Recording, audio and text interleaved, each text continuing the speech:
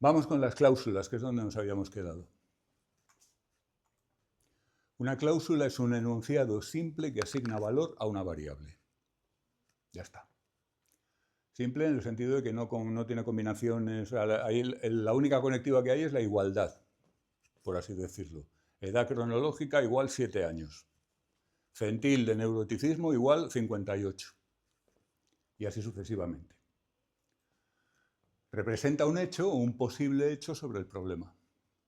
Cuando nosotros estamos resolviendo una tarea de diagnóstico psicológico, pues yo, por ejemplo, tengo en la cabeza, el sujeto tiene 12 años. Y tengo en la cabeza que el sujeto me da 105 en el BISC. Y tengo en la cabeza que el sujeto me da el conjunto de datos que yo ya conozco. Eso está en memoria de trabajo bajo la forma de cláusulas. Pero también estará en las reglas, como hemos visto. Entonces, en las reglas, de ahí viene lo de posible hecho. En las reglas te dice, si el sujeto tiene más de 5 años y presenta hipermotricidad no sé qué, entonces no sé cuántos. Claro, eso se puede verificar o no en cada caso. Pero la regla te lo dice así porque así es como, digamos, está estructurado nuestro conocimiento. Hace poco, ¿algunos habéis planteado la posibilidad de hacer algún posgrado? Unos y otros no. Esto es como lo de tener hijos. O sea, yo ni he pensado. O sea, no te digo ni que sí ni que no porque es que ni se me ha pasado por la cabeza. O bien gente que dice, no, si yo me veo dentro de unos años con un par de hijos y tal. Con los posgrados pasa igual. Aunque un posgrado es mucho más barato que un hijo, desde luego. Y menos gravoso. Pero hace poco estuve, es a lo que iba, asesorando a la hija de un amigo que estaba dándole vueltas a hacer un máster. Claro, yo en eso soy experto. Entonces tengo mucho conocimiento sobre esas cosas.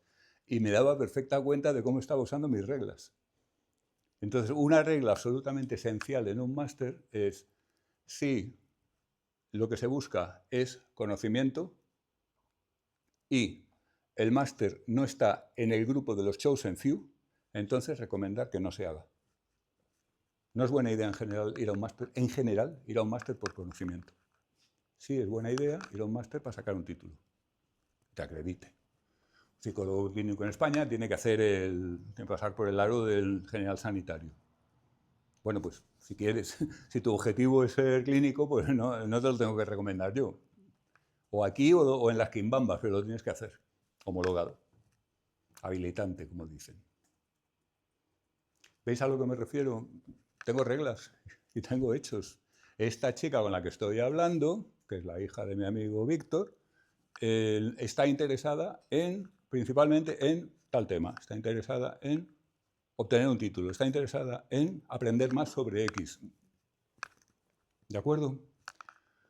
Bien, por tanto, la cláusula puede ser un hecho que yo ya conozco sobre el problema o un elemento dentro de una regla que puede verificarse o no en el caso que tengo ahora mismo entre manos. ¿Vale? Formato general, cláusula. Una cláusula es una variable a la que se asigna un valor con o sin un factor de certeza. Entraremos un poquito más, si queréis, en lo que entendemos por factor de certeza, pero es muy intuitivo. Es lo que poníamos en lugar de las probabilidades. Y ya os decía ayer que es el caso más simple, basado en las ecuaciones de Shortleaf y Buchanan, pero no vamos a tener que entrar tampoco. Ejemplos de cláusulas o de su contenido. La edad del paciente es 19 años. En el lenguaje, Crown Age, que es el nombre que yo arbitrariamente le he podido dar, recordad que le podía haber llamado a esa variable Paquito, y sirve lo mismo. Crown Age igual 19. Es seguro que el paciente se hace cortes. Autolesiones. Autolesiones, self-injuries, igual a cuts, CF100, seguro. ¿De acuerdo?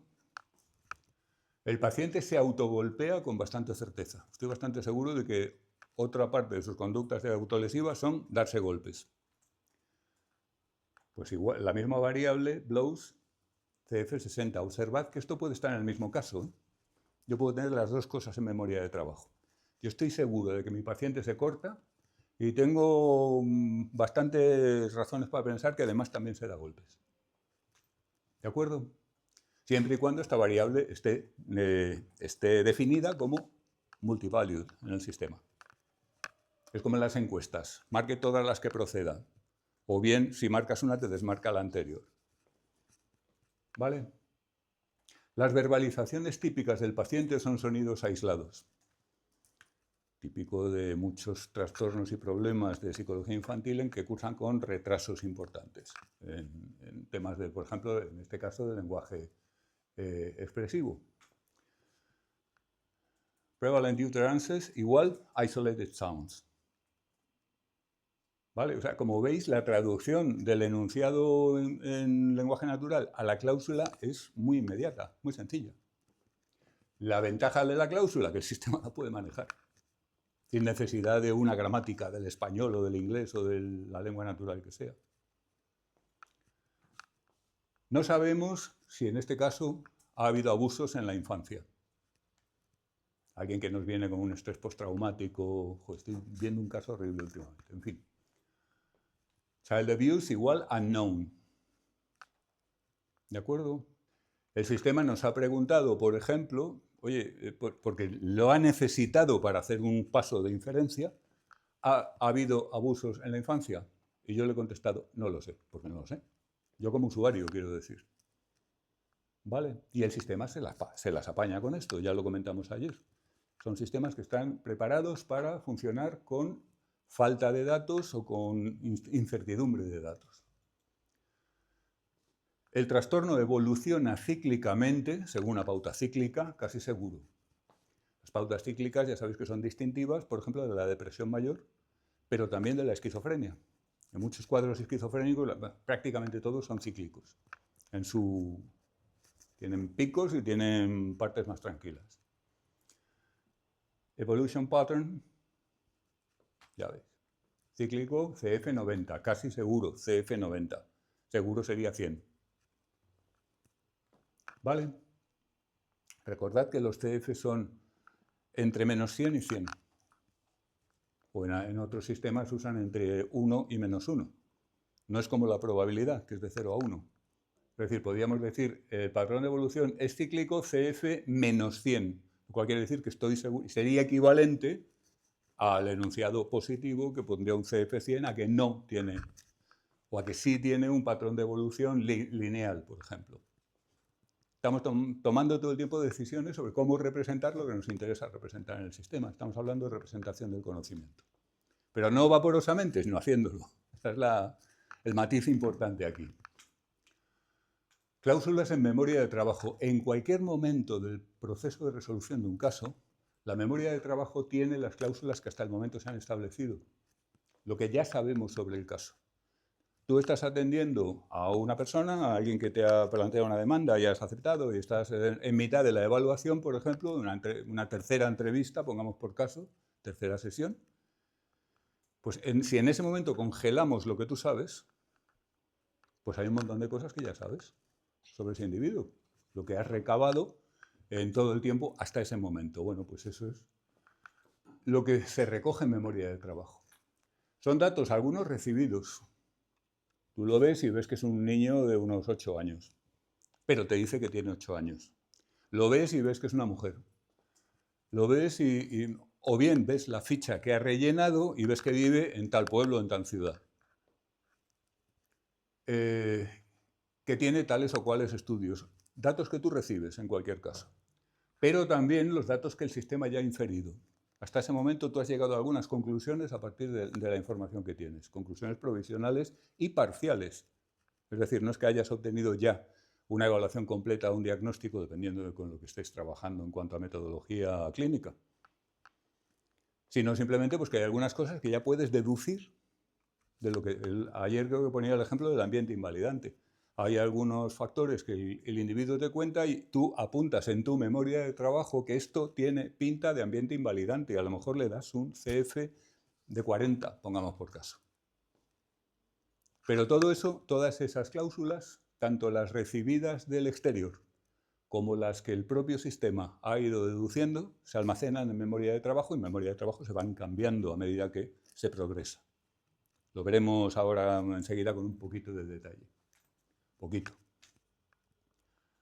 Por ejemplo, dentro de la memoria de trabajo podemos tener que la edad cronológica son 19 años, que el sexo es mujer, que el centil de neuroticismo es 94, que se hace cortes con seguridad, que se pega golpes posiblemente, CF30, que hay ideaciones suicidas, tiene bastante pinta, que no ha habido intentos autolíticos, CF90. Es decir, estamos bastante seguros de que no ha habido tentativas. Creemos que sí hay un ambiente invalidante con cierto peso, pero muy lejos todavía de estar seguros, ni cerca, vamos. Habilidades sociales pobres, con cociente, factor de certeza, perdón, 65. Habilidades sociales muy pobres, un escalón por debajo, con factor de certeza 30. Tú puedes tener las dos cosas en la cabeza al mismo tiempo. Incluso puedes tener cosas contradictorias. ¿Por qué? Porque has recibido informaciones que te llevan a distintas conclusiones. Algunos de los datos que tú has obtenido en tu proceso de evaluación te indican que el individuo tiene unas habilidades sociales buenas, aceptables. Otros de los datos que has recabado en tu proceso de evaluación te indican que tiene unas habilidades sociales pobres, malas. Y esto es algo normal. Es decir, alguien con una mentalidad lógica diría, bueno, ¿en qué quedamos? No quedamos en nada, ya veremos a dónde llegamos finalmente.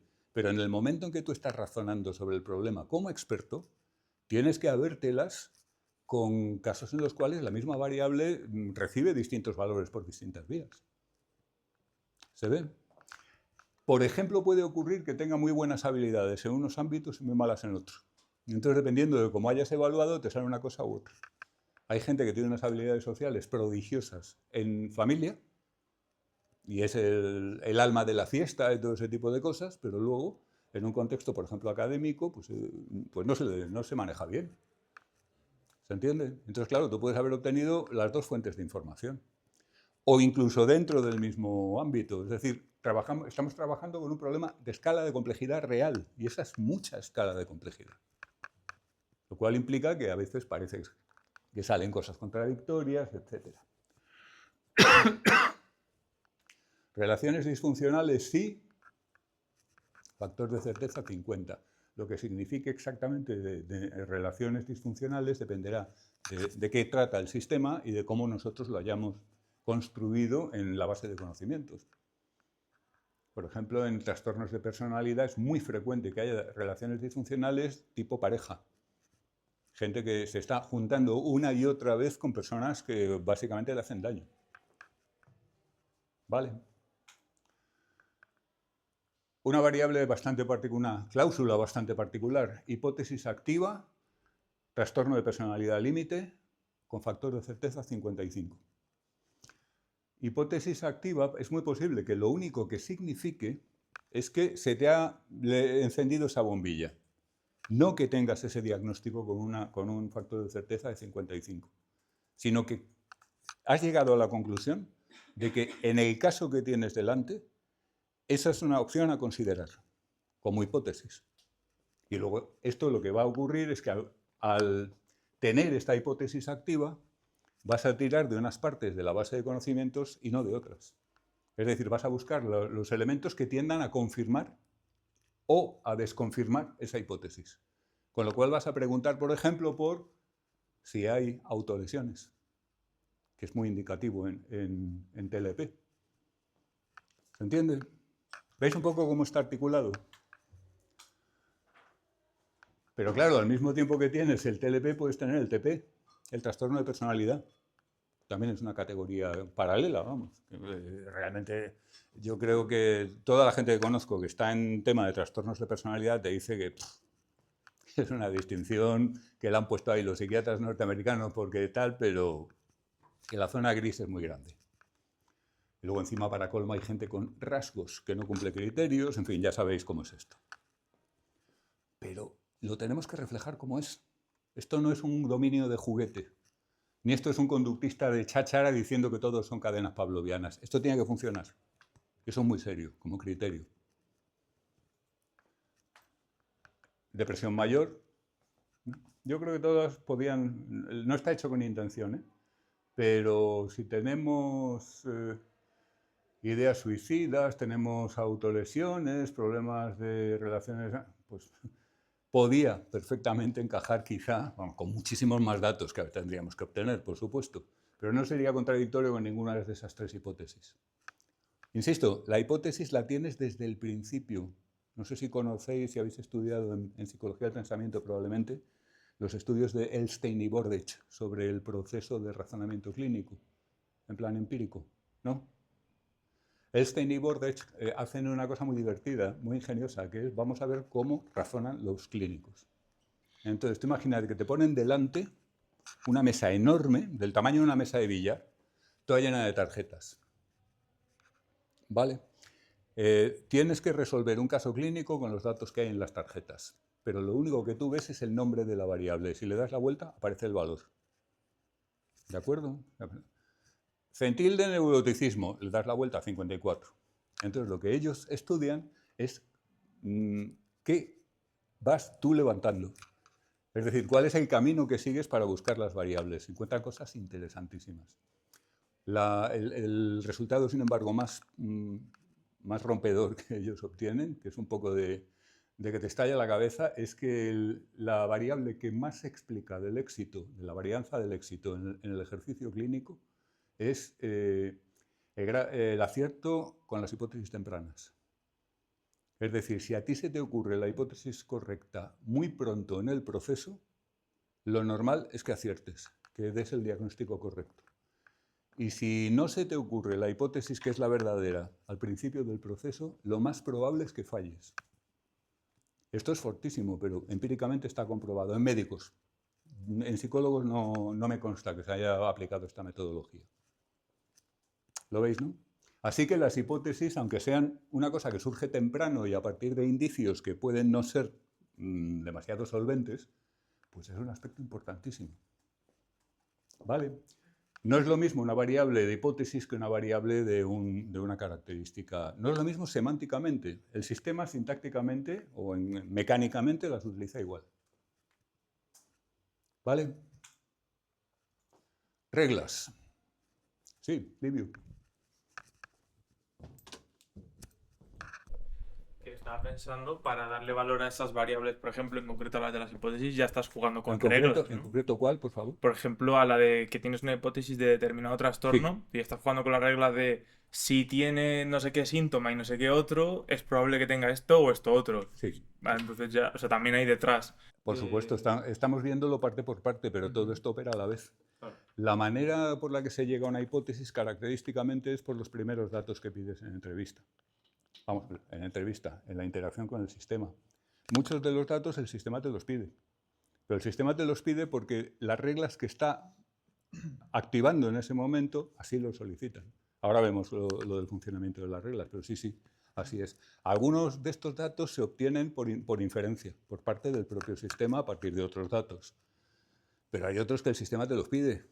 Las variables tipo ask first o ask last, o sea, las variables en las que está permitido al sistema pedir al individuo, al usuario, el valor. Entonces, claro, la procedencia de esos valores puede ser muy variada. ¿Vale? Pero normalmente cuando se utilizan variables de hipótesis, lo que se hace es usarlas como si dijéramos para restringir el uso de unas reglas o de otras. Es decir, si yo tengo activa la hipótesis de un trastorno de personalidad, voy a preguntar unas cosas y no otras. ¿Vale? ¿Alguna otra cosa? So far? Sí. ¿La qué? Las hipótesis que genera en las cláusulas de memoria de trabajo salen con los primeros datos que se otorgan. ¿Con los primeros datos? O sea, los primeros datos como de edad, autolesión y de Sí, eso. las hipótesis salen muy pronto, precisamente en consonancia con los resultados del Elstein y Bordech. Es decir, estamos modelando al clínico, estamos intentando reconstruir su proceso. Entonces, lo que sabemos es que los clínicos muy pronto ya tienen hipótesis. Es decir, tú puedes ser la profesional más metodológicamente rígida del mundo. Puede ser como un profe de datos, por ejemplo. Y súper rigurosa, pero desde el momento en que tú ves al paciente, te están saltando hipótesis. Que luego tú, como estás muy entrenada como desde el punto de vista metodológico, sabes mantener eso a distancia, ponerlo en su sitio. La gente normal, cuando tiene una hipótesis, ya se cree que es verdad. Este niño es TDA. la gente que no está instruida, que no tiene la formación de un psicólogo. La diferencia no es que a él le salta y a ti no. La diferencia es que a él le salta y se lo cree y ya está la cocina, y tú lo sabes manejar, lo sabes gestionar correctamente. Pero las hipótesis surgen muy pronto. Pensadlo, seguro que ya os han consultado cosas, te viene a la cabeza. Y además te viene a la cabeza y te hace pedir unos datos y no otros. Fijarte en unos datos y no en otros. La hipótesis te guía. Esto lo dicen hasta los de evaluación, que al fin y al cabo pues dan un contenido que es normativo, que es metodológico. No están intentando describir cómo funcionan los clínicos de verdad, porque eso sería bastante lamentable en algunos casos. Están intentando decirte cómo hay que hacerlo. Pues incluso en ese caso te están hablando de recogida de hipótesis desde el principio, si lo recordáis. ¿Vale? ¿Más? ¿Algo más? Vamos con las reglas, pues. Una regla es un enunciado condicional, siempre tiene la estructura sí, entonces, if then, construido con cláusulas y operadores lógicos, también operadores matemáticos a veces, muy raras veces, en general. Representa un cacho de conocimiento. Una regla es un elemento de conocimiento del problema. ¿Vale?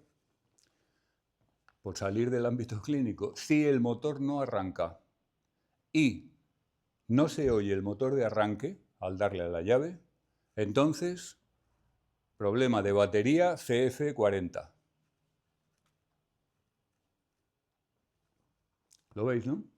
Pues eso es un trozo de conocimiento que puede tener alguien que sabe mecánica. No mucha, pero esto no es muy avanzado. Cualquier conductor, bueno, cualquiera no, pero muchos conductores lo sabrían usar y poner a prueba. A ver, ¿se oye el motor de arranque? No. O sea, si el coche no arranca y el motor de arranque está... Entonces, eso nos lleva a otras posibilidades. Dependiendo de si el motor es diésel, pues va a ser a lo mejor la bomba de inyección, en fin, vete a saber. Pero la regla es un trozo de conocimiento. Un trozo, además, que se suele hacer modular, es decir, que lo puedas poner y quitar sin afectar al resto de la base de conocimientos. Pero, en fin, no hace falta que entremos en detalles sobre esta cuestión. Ejemplos de reglas. Si la personalidad del padre es dominante o la personalidad del padre es perfeccionista y la personalidad de la madre es sumisa, entonces hay cierta evidencia, un poquito, 15, de ambiente invalidante. Esto lo que quiere decir es, con padres muy autoritarios y madres sumisas, con cierta mayor facilidad de lo normal, se genera un ambiente invalidante para los hijos. ¿Lo veis, no? Esto es un trozo de conocimiento de un clínico, que además otro clínico puede no estar de acuerdo. Puede decir, esto es muchísimo más gordo. Yo cuando me empecé a dar cuenta de que mi base de conocimientos debía estar bastante bien es cuando los clínicos discutían sobre el contenido de las reglas, los expertos. Hay que subirle esto. No, hombre, ¿cómo le vas a subir esto? Ya estamos tocando el punto en el que, digamos, el sistema puede discutir con sus colegas. ¿Entendéis, no?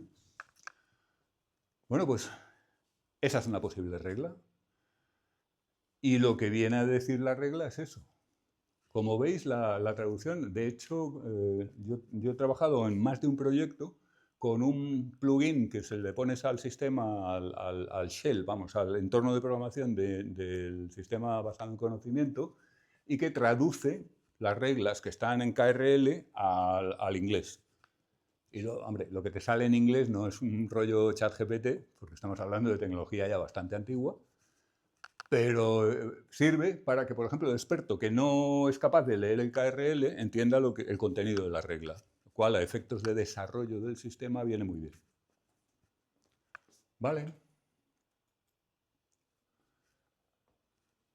Una regla se caracteriza también porque si cuando el motor de inferencia la evalúa se verifica, hay match en el antecedente, es decir, comprobamos, por ejemplo, que la personalidad del padre es dominante, el motor de inferencias detecta en memoria de trabajo que efectivamente tengo el dato de que el padre es dominante. y pregunta cómo es la personalidad de la madre. Y el usuario dice, uy, es así, pues, muy pasiva, muy sumisa, un poco pasivo-agresiva y tal. Entonces la regla, el antecedente de la regla se ha verificado. Entonces es cuando se dice que la regla se dispara y su consecuente se añade memoria de trabajo. ¿Lo entendéis? Es decir, y a partir de ese momento yo ya también tengo en memoria de trabajo, entre las cosas que sé sobre el caso, que hay una posibilidad de que haya un ambiente invalidante. ¿Qué pasa? Y si yo ya tenía en memoria de trabajo que hay un ambiente invalidante con CF40, por otros datos que había recabado antes, ¿qué pasa cuando introduzco esto en memoria de trabajo? Pues se aplican las ecuaciones de Shirley y Buchanan. Lo cual permite, no es una suma, no es tan simple, pero tampoco es muy complicado. Lo cual permite actualizar esta cláusula en memoria de trabajo en función de el nuevo trocito de evidencia que le estoy metiendo. ¿Lo entendéis? Bien. Reglas forward, definición. Se disparan, es decir, se introduce su consecuente en memoria de trabajo tan pronto como se verifica su antecedente, sin necesidad de que haya un ir a buscarlo por parte del motor de inferencia.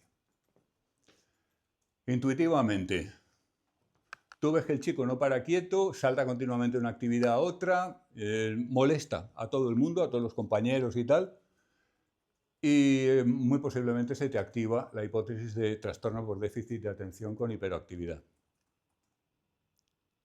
Entonces, la regla que activa esa hipótesis sería una regla forward. Tan pronto como tú ves eso, ¡paf!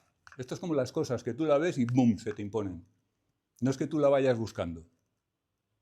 ¿Se entiende? Tú puedes tener ciertos indicios de que un individuo, ojo, esta chica es muy lista, esta chica es muy inteligente. O bien puedes decir, necesito evaluar la inteligencia de esta sujeta. ¿De acuerdo? En el primer caso, tú ves esos indicios y ¡bum!, se te impone, de alguna manera, la impresión de que se trata de una persona inteligente.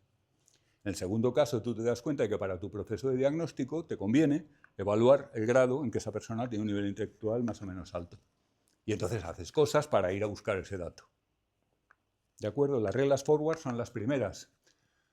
Las reglas backward, el motor de inferencia solo las evalúa si su consecuente coincide con el objetivo en curso.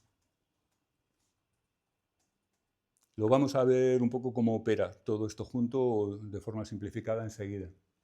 Pero vamos, entendéis la distinción, ¿no? Si yo me entero en un momento dado, por el motivo que sea, de que el sujeto tiene una hidrocefalia severa, interrumpo el proceso. Inmediatamente, esto es una regla forward, paro la evaluación y lo derivo a neurología. Es absurdo que yo esté evaluando cuestiones psicológicas en un individuo que le falta medio cerebro.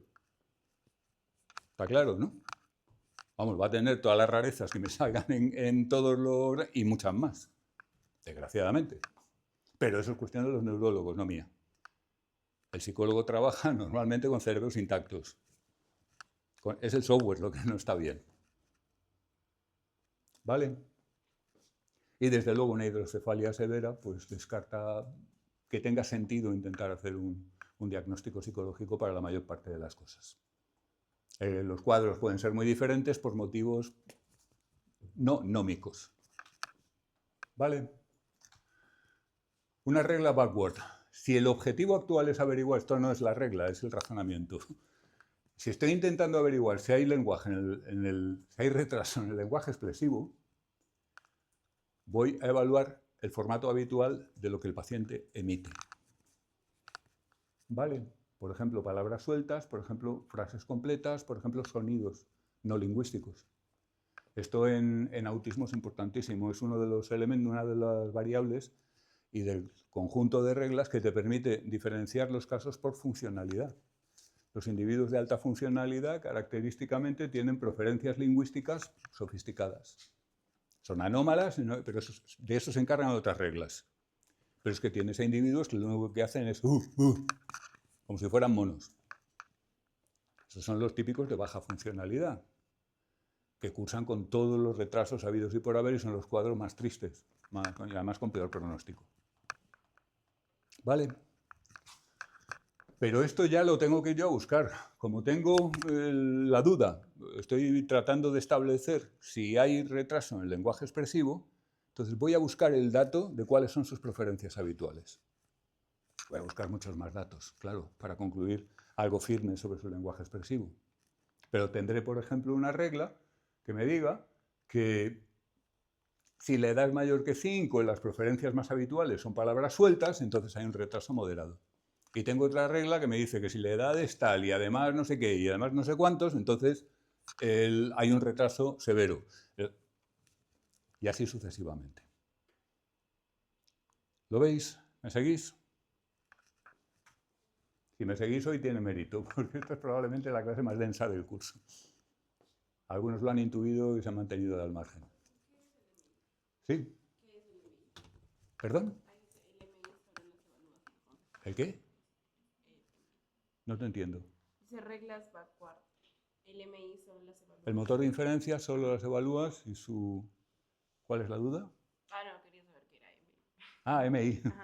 Vale, es el motor de inferencia. Bueno, algunas veces se me escapan siglas, lo siento. También es cierto que a veces es para que quepan en la slide. Esto tiene demasiado texto. Si alguien va a hacer el trabajo de fin de grado, nunca hagáis una traspa con tanto texto. Consejo de experto, by the way.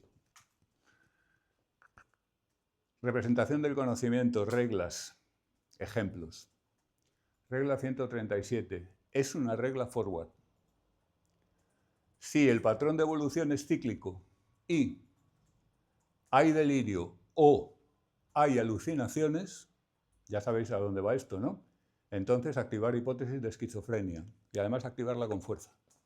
La esquizofrenia es cíclica y la esquizofrenia característicamente presenta alucinaciones, delirios o ambas. ¿Vale? Regla 223.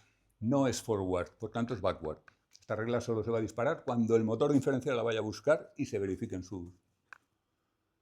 Si los protodeclarativos son pobres o los protodeclarativos están ausentes y el uso de deícticos es pobre, entonces la producción lingüística, el lenguaje expresivo, es compatible con una pauta de autismo con un CF de 75.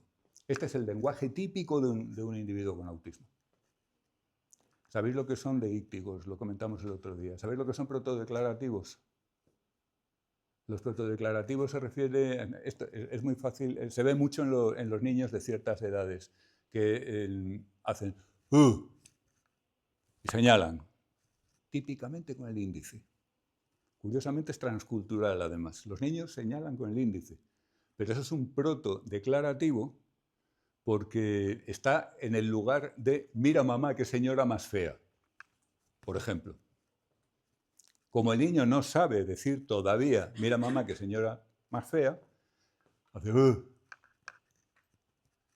como sustitutivo. Entonces es un protodeclarativo. Está en el lugar de un declarativo porque todavía no llegamos ahí. ¿Qué pasa? Que en el autismo es muy característico que sean raros, anómalos o incluso que no estén presentes. Tú estás entrevistando a los padres y les preguntas, oye, ¿a qué edad empezó a señalar cosas con el dedo todo el rato y tal? Entonces los padres se miran y dicen, no, nunca lo hizo. Y tú le pegas un subidón a la hipótesis de autismo y tratando de mantener la cara de póker. ¿Lo veis, no? Pero claro, si es que encima tiene un uso pobre de deícticos, pues vamos, a ver, a lo mejor luego resulta que el diagnóstico no es autismo, porque lo complicado de este problema es precisamente la coincidencia de cuadros clínicos para distintos trastornos. Esto te puede ocurrir con una disfasia receptiva severa, por ejemplo, que no es un autismo, ni tiene nada que ver en su origen, ni en su tratamiento, ni en nada. Y además, fijaos, esto no es contra lo que dicen los hippies un poco mongers, y perdonad la expresión, esto no es un etiquetaje por arbitrariamente vamos a etiquetar y estigmatizar, no, perdona. La manera de hacer que un individuo con autismo tenga la mejor vida posible es completamente distinta de la manera de hacer que un individuo con una disfasia receptiva severa tenga la mejor vida posible. Así que no es etiquetar por etiquetar. Esto es una bobada. Es cierto que hay algunos casos, como comentaba antes, con respecto a los trastornos de personalidad, que las etiquetas más detalladas son muy dudosas. Pero, hombre, aquí nadie está jugando ni a estigmatizar ni a clasificar porque nos divertimos. ¿Vale? Por desgracia, seguimos teniendo hippiesmonger que dicen lo contrario sin conocimiento de causa. ¿Se ve, no? Esta regla es una regla de las más potentes o del tipo de elemento de conocimiento que más resolutivo puede ser cuando estamos tratando de evaluar si un cuadro con un deterioro bastante serio corresponde o no corresponde con una pauta autista. ¿Vale? Explicación y justificación. Ya dejamos la representación del conocimiento y las reglas. Esto es muy sencillo. Explicación. El sistema puede referir el proceso por el que ha llegado a una determinada conclusión. Sea una conclusión parcial o sea una conclusión definitiva, ya de diagnóstico, por ejemplo. Estoy siguiendo todo el rato el ejemplo de diagnóstico, pero esto lo podríamos llevar a planificación de tratamiento, a generación de procesos industriales o a consejo financiero. ¿De acuerdo? Lo bueno es que, claro, al ser diagnóstico psicológico, pues estamos un poco todos como expertos y nos es más fácil de entender. Esto es importantísimo porque hay veces que el sistema te dice, como conclusión parcial, la pauta del lenguaje expresivo, por seguir con el ejemplo, la pauta del lenguaje expresivo es compatible con una pauta autista 75. Y tú le dices, ¿por qué? ¿En qué te basas? Claro, es como si un colega te dice, oye, este niño, tal, y tú le dices, ¿en qué te basas? El colega te dice, pues le he aplicado tal prueba, tal, y tú ves si te convence o no te convence. ¿De acuerdo? Pues aquí lo mismo, el sistema es un colega que te está viniendo con que, oye, mira, que este niño tiene una pauta de lenguaje que cuadra con autismo o tanto. Y tú le dices, ¿por qué? Y entonces el sistema te salca todo el curso de razonamiento que ha hecho, a partir de las reglas, de los datos que le han dado, de las reglas que ha ido aplicando y las conclusiones que ha ido sacando. Te explica lo que ha hecho. Esto es lo que no podéis encontrar es una de las grandes ventajas de los sistemas simbólicos frente a los subsimbólicos. Los sistemas de redes neurales más actuales no te saben decir por qué hacen lo que hacen. No hay manera de enterarse. Porque al final el sistema es lo que llaman un modelo, pero es una constelación inmensa de coeficientes. No son estructuras discernibles, es una representación del conocimiento muy dispersa, subsimbólica. ¿Se ve? Uno de los puntos fuertes de los sistemas simbólicos es precisamente este. Y también la justificación. La justificación se refiere a que el sistema puede dar las razones por las que pide un dato. Yo creo que esto ya lo mencioné en alguna clase anterior, pero como nunca estáis los mismos, salvo casos especiales.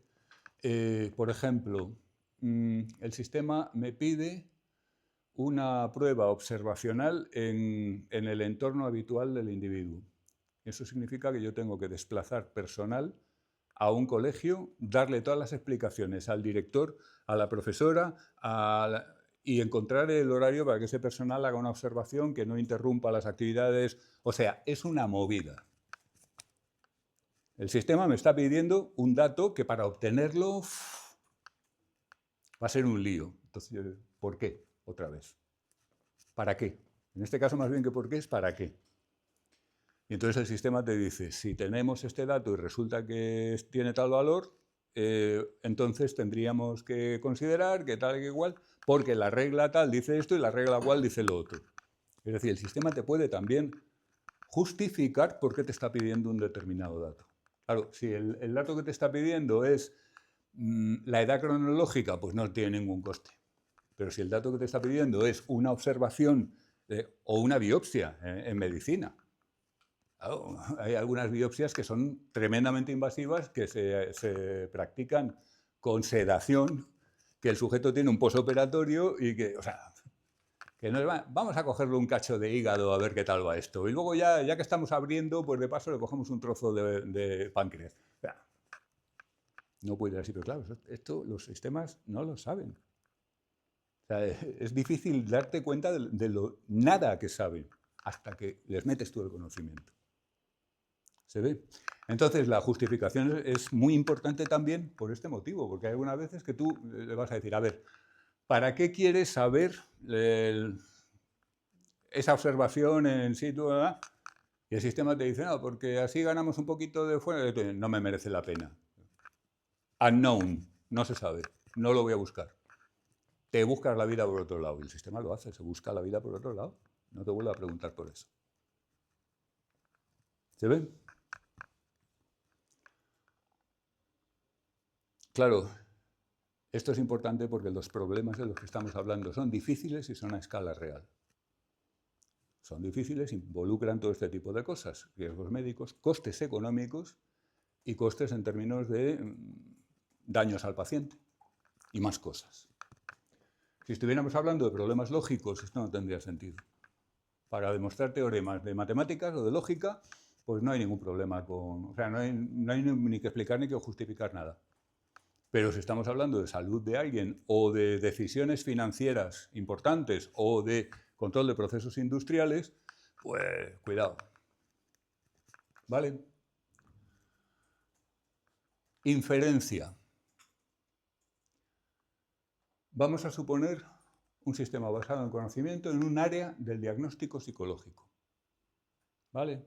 Vamos a imaginarlo. El sistema de entrada tiene dos objetivos, uno detrás de otro. Me lo estoy inventando, ¿eh? Me estoy basando en parte, como os decía ayer, en la experiencia con mi sistema de diagnóstico diferencial de autismo, en parte en otros sistemas en los que he participado, en parte en otros sistemas en los que no he participado. O sea, esto es una mezcolanza. Pero vamos, no es una mezcolanza para hacerlo más liado, sino al revés, o sea, para tomar los elementos más simples de cada caso. El primer objetivo es darle valor a una variable que se llama initial data. Y el segundo objetivo es darle valor a una variable que se llama diagnóstico. Un objetivo es una variable que no tiene valor asignado y al que el sistema intentará asignar valores con la mayor certeza posible. Cuando tú ejecutas el sistema, o sea, no lo pones contra una pared y le disparas, sino cuando lanzas el sistema lo que va a hacer es eso, va a mirar qué objetivos tiene y se va a poner a tirar de todos los recursos que pueda para tratar de darle valor a esos objetivos. Y cuando le haya dado valor a esos objetivos y no pueda aumentar la certeza, se para. Ha terminado. ¿Con éxito o no? ¿De acuerdo? Así pues, un objetivo es una variable especial a la que el sistema intentará asignar valores con la mayor certeza posible. En el caso del diagnóstico es evidente, supongo. Initial data es lo que hace el recepcionista cuando el individuo llega a la clínica. A un formulario donde el individuo mete un montón de datos que pueden ser relevantes para unos más y otros menos. Su teléfono, por ejemplo, no es relevante a efectos del diagnóstico, sí a efectos de contactar con él. Pero estudios, sueldos, o si tiene trabajo está en paro, o está estudiando, todo esto son datos que pueden ser relevantes. Familia, pero que no merece la pena tomar en sesión. Son datos que cualquiera puede dar muy tranquilamente con una mínima cobertura del compromiso de confidencialidad, etcétera, ya está. ¿Vale? Pero no son datos, digamos, que se puedan, por ejemplo, deducir a partir de síntomas o de cosas así. Así que simplemente se trata de recabar los datos del caso, los datos iniciales, los que se darían en recepción, y almacenarlos en memoria de trabajo. Esto es lo que yo sé por el momento del paciente, que es una persona con estos datos que ha venido. No está aquí la demanda, no está aquí nada que tenga que ver con su problema, desde ningún punto de vista. Nombre, edad, sexo, antecedentes médicos, antecedentes psicológicos, si fue tratado en el pasado, nivel educativo, edad de onset, es decir, cuando empieza el problema, etc. Es una cuestión trivial, evidentemente.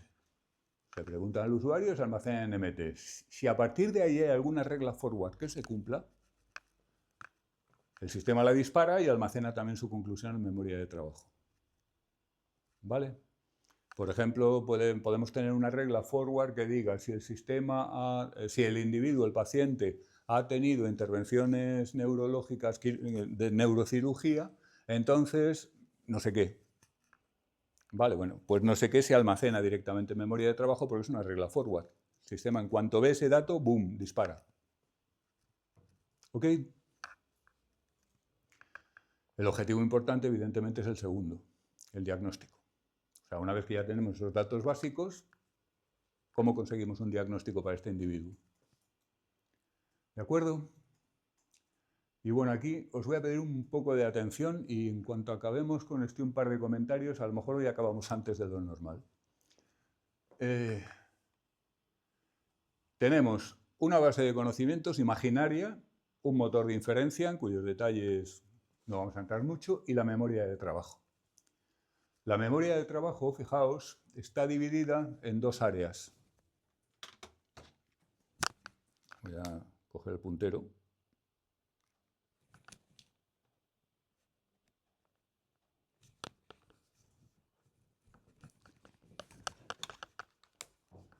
La memoria de trabajo tiene un área en el que solamente está señalado el objetivo. D es la variable, D por diagnóstico. Es la variable a la que vamos a tratar de dar valor. Por tanto, es el primer objetivo que tiene el sistema, y que lo tiene desde el principio. Y hay otra área en memoria de trabajo donde hay tres cosas que sabemos sobre el sujeto. Esto es miniatura, por supuesto. Fijaos que tenemos en la base de conocimiento 1, 2, 3, 4, 5, 6 reglas. Lo normal es que haya cientos o miles.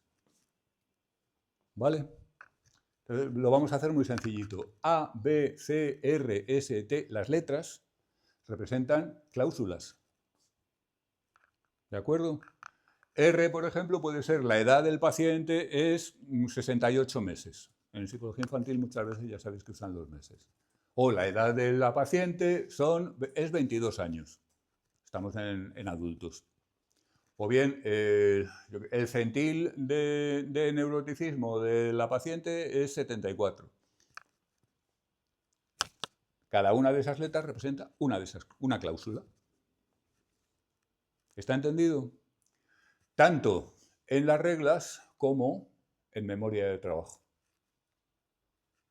¿Vale? Vamos a ver por encima cómo funciona. Tenemos el objetivo inicial, D. Hay que darle valor a D. ¿Qué puede hacer el motor de inferencia para darle valor a D? Pues si fuera un motor de inferencia muy tosco y muy sencillo, miraría a ver si lo tiene en memoria de trabajo. Pero claro, ya lo comentábamos ayer. Si desde el principio ya tienes el diagnóstico, pues no sé para qué vamos a hacer nada. O sea que normalmente el valor D con un valor asignado no va a estar aquí.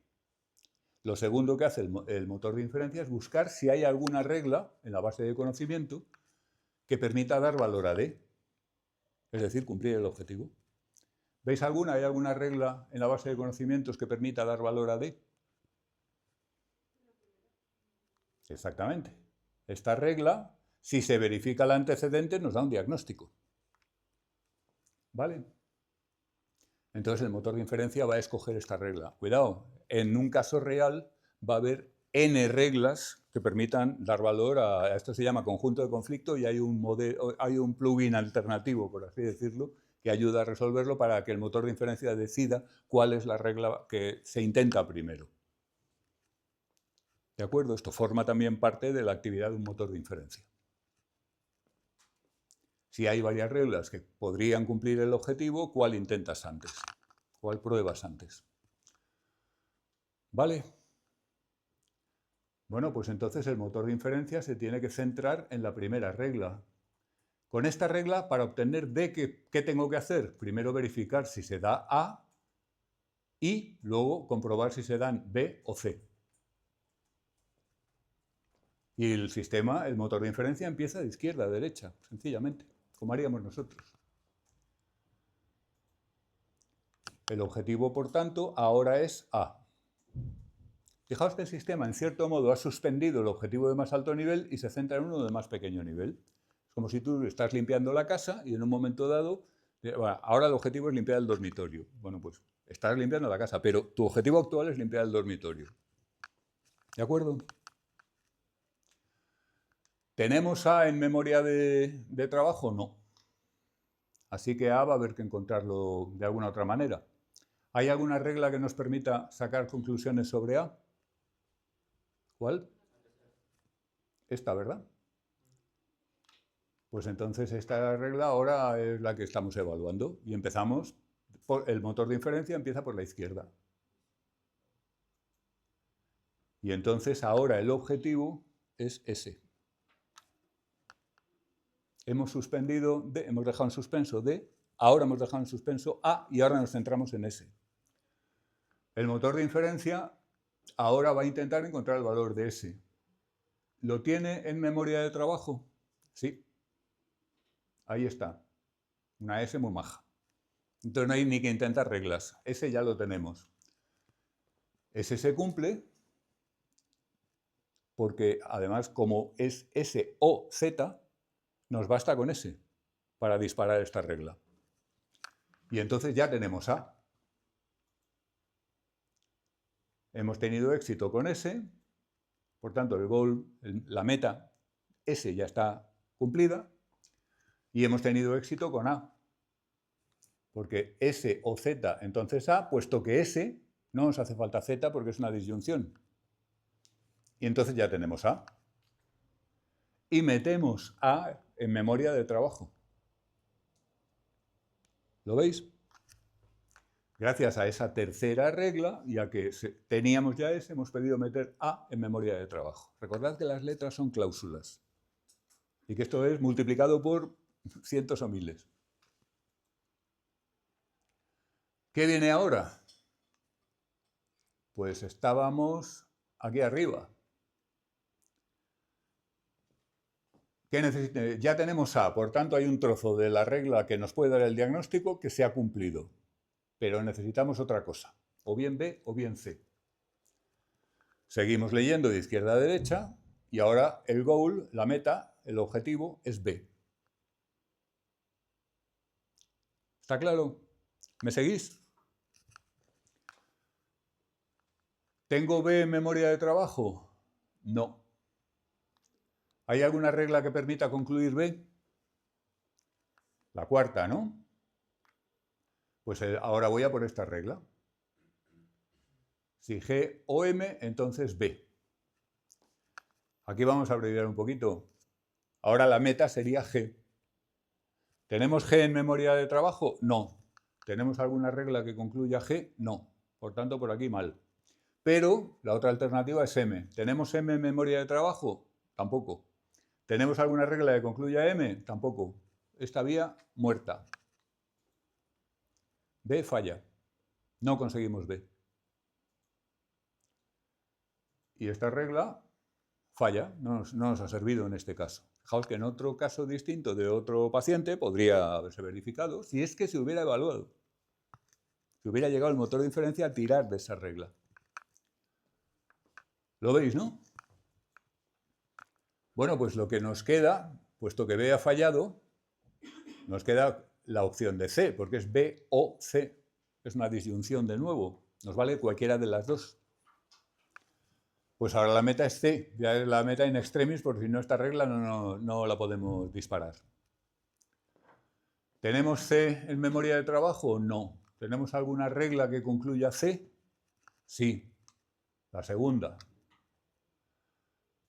La segunda regla dice que si R, I, S, I, T, entonces C. Pero mira tú qué bien. El motor de inferencia se pone muy contento porque se encuentra con que tiene las tres en memoria de trabajo. Tanto R como S como T. Por tanto, éxito con C. Por tanto, metemos C en memoria de trabajo y éxito con D. Porque disparamos esta regla y entonces el diagnóstico es lo que tenga aquí como conclusión. Diagnóstico igual loco. Lo que sea. ¿Vale? Puesto que le hemos dado valor al diagnóstico, tarea cumplida, fin, el sistema se para, éxito. ¿Lo veis? Esto no es un algoritmo en el sentido convencional, no es un algoritmo de hecho, es más que un algoritmo. El motor de inferencia está hecho de algoritmos, pero Si os fijáis, aquí hay una interacción clarísima entre los tres componentes del sistema. Y una interacción, además, inequívoca. Hemos podido seguir paso a paso cómo se produce. ¿Vale? Si en lugar de un rato hubiéramos tenido unas horas, podríamos haber hecho esto exactamente paso por paso con un sistema real y haber visto cómo pasa de los datos básicos que le dan y los datos que va pidiendo a obtener un resultado. Aquí hemos omitido todo lo que es la petición de datos. Hay muchas veces que el sistema tiene que tirar de la interfaz de usuario para pedirte a ti un dato que necesita. ¿Cuál es el resultado del sujeto en factor G, por ejemplo? ¿Vale? Pero supongo que queda claro que esto es un proceso que por un lado es mecánico, pero por otro lado tampoco es una receta lineal. ¿Se entiende? Pues así es como funciona un sistema basado en conocimiento. ¿Alguna pregunta, alguna observación? Vale. Por mi parte, algunas observaciones. La base de conocimiento y la memoria de trabajo son pasivas. Si os fijáis, no hacen nada. El que lo hace todo es el motor de inferencia. Es el único componente activo. El motor de inferencia va a buscar una regla y la evalúa. En un momento dado la dispara, que lo único que significa es que coge su consecuente y lo mete en memoria de trabajo. Memoria de trabajo está quieta, no hace nada. Le están entrando cosas, como si fuera una vasija. Pero el componente activo es el motor de inferencia, es el que hace las cosas, todas. ¿Es el motor de inferencia el responsable del buen comportamiento del sistema, por tanto? El sistema funciona bien. Muchos de estos sistemas, ya lo comentábamos ayer, funcionan de maravilla, funcionan como los expertos humanos, a veces mejor, y hacen ganar dinero cuando sus objetivos son de carácter industrial, etcétera, financiero y demás. Es decir, se consiguen niveles de funcionamiento excelentes resolviendo problemas de este nivel. ¿Es el motor de inferencia el que se debe llevar las flores o las medallas? Digo esto porque es una pregunta retórica. Por supuesto, no. Pero es algo que la gente a veces, cuando le explicas esto por primera vez, y yo se lo he explicado a ingenieros en activo, tiende a pensar que esto es el motor de inferencia, todo lo demás, bueno, aquí el que hace las cosas es el motor de inferencia. Es como si pensáramos que quien hace las cosas en una empresa es el ordenanza que lleva mensajes de un despacho para otro. Metáfora basada en Searle. ¿Os acordáis de la habitación china? Pues, de acuerdo con la idea de Searle, con la imagen esa, el cuentecito de la metáfora de la habitación china, ¿qué tendríamos aquí? El señor metido en la habitación, el motor de inferencia. Es lo único activo que hay en la habitación. El libraco, la base de conocimientos. Recordad que este señor recibe unas entradas, unas frases en un idioma que desconoce, en chino, consulta el libro y da respuestas, y Searle dice, este tío no entiende chino, por tanto, la inteligencia artificial es fake. Está simulando que entiende, pero no entiende de verdad. Lo vimos hace un par de días. Bueno, pues si en términos de Searle, el motor de inferencia se correspondería con el individuo y la base de conocimientos se correspondería con el libraco. A lo mejor la memoria de trabajo es la especie de papelera esa donde cae el... Pero bueno, vamos a quedarnos con el motor de inferencia y la base de conocimiento. Uno activo y uno pasivo. El motor de inferencia, diría Searle, y sería verdad, es un programa normalito que hace una tarea simple y rutinaria. Fijaos, el motor de inferencia va a buscar en memoria de trabajo cuál es el objetivo actual. Luego mira si en memoria de trabajo puede cumplir ese objetivo actual. Y luego se va a la base de conocimientos y va pasando por las reglas a ver si hay alguna que en su consecuente tenga el objetivo actual. O sea, todo eso lo hace un programa de muy pocas líneas. Tiene muchas más líneas, un motor de inferencia decente porque tiene que hacer más cosas. Disparar las reglas forward, la justificación, la explicación, la incertidumbre, el cálculo y todo eso. Pero en líneas generales es más de lo mismo, es informática normalita, programación corriente. De acuerdo, en esto Searle tiene razón. ese señor, si ese señor es el motor de inferencia, ese señor pues está haciendo un trabajo mecánico, nada más. ¿De acuerdo? El motor de inferencia está haciendo un trabajo mecánico. Y ya diría Searle, por tanto, no puede hacer verdadero razonamiento diagnóstico. Aquí es donde Searle se equivoca, de parte a parte.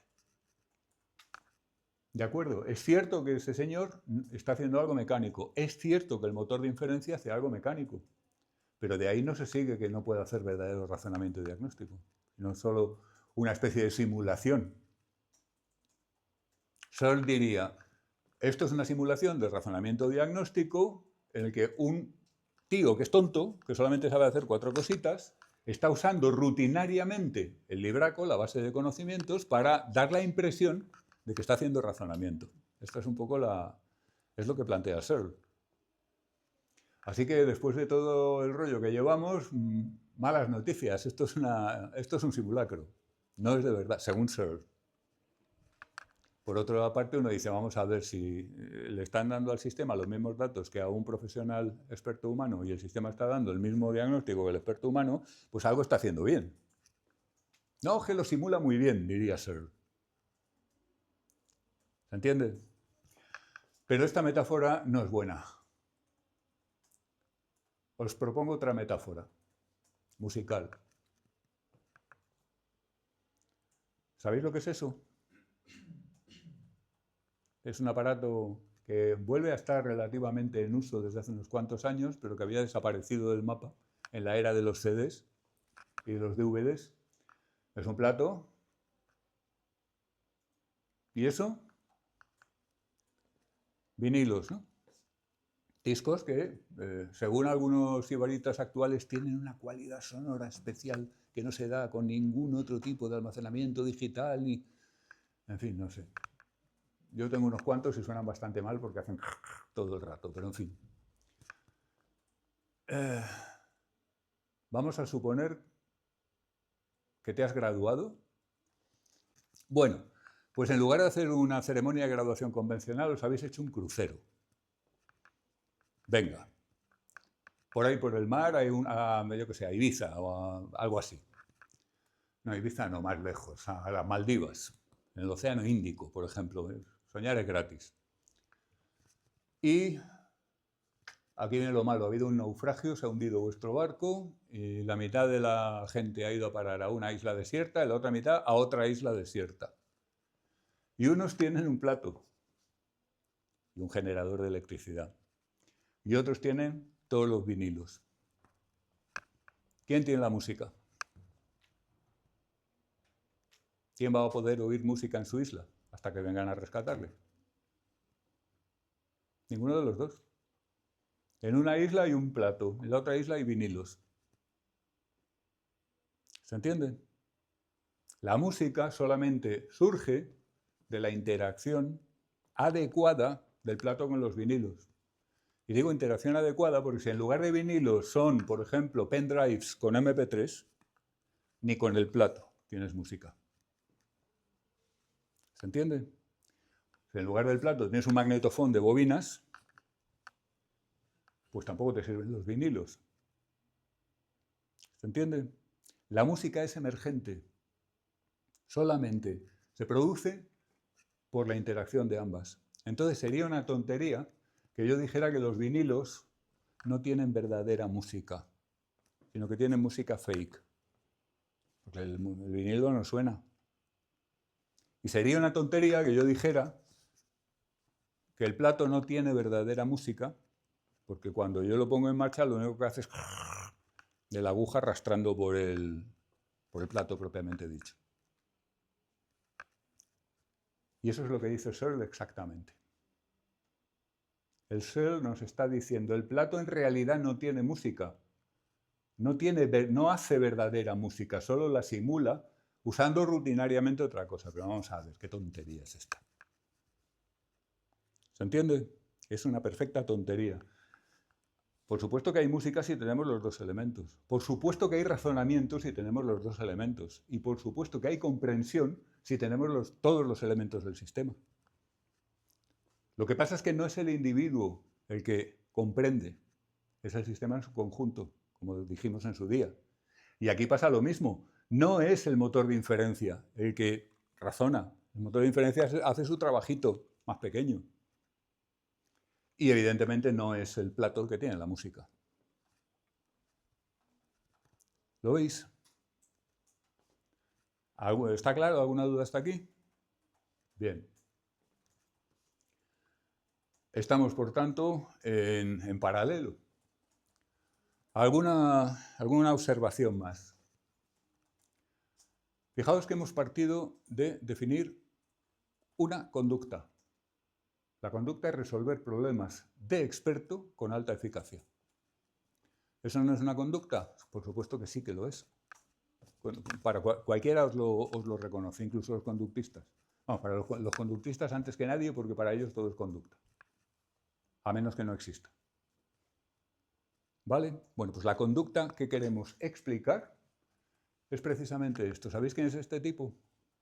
El Dr. House, de una serie ya algo antigua, pero que sigo recomendando, porque tiene perlas de ilustración de razonamientos complejos. Razonamiento diagnóstico, además.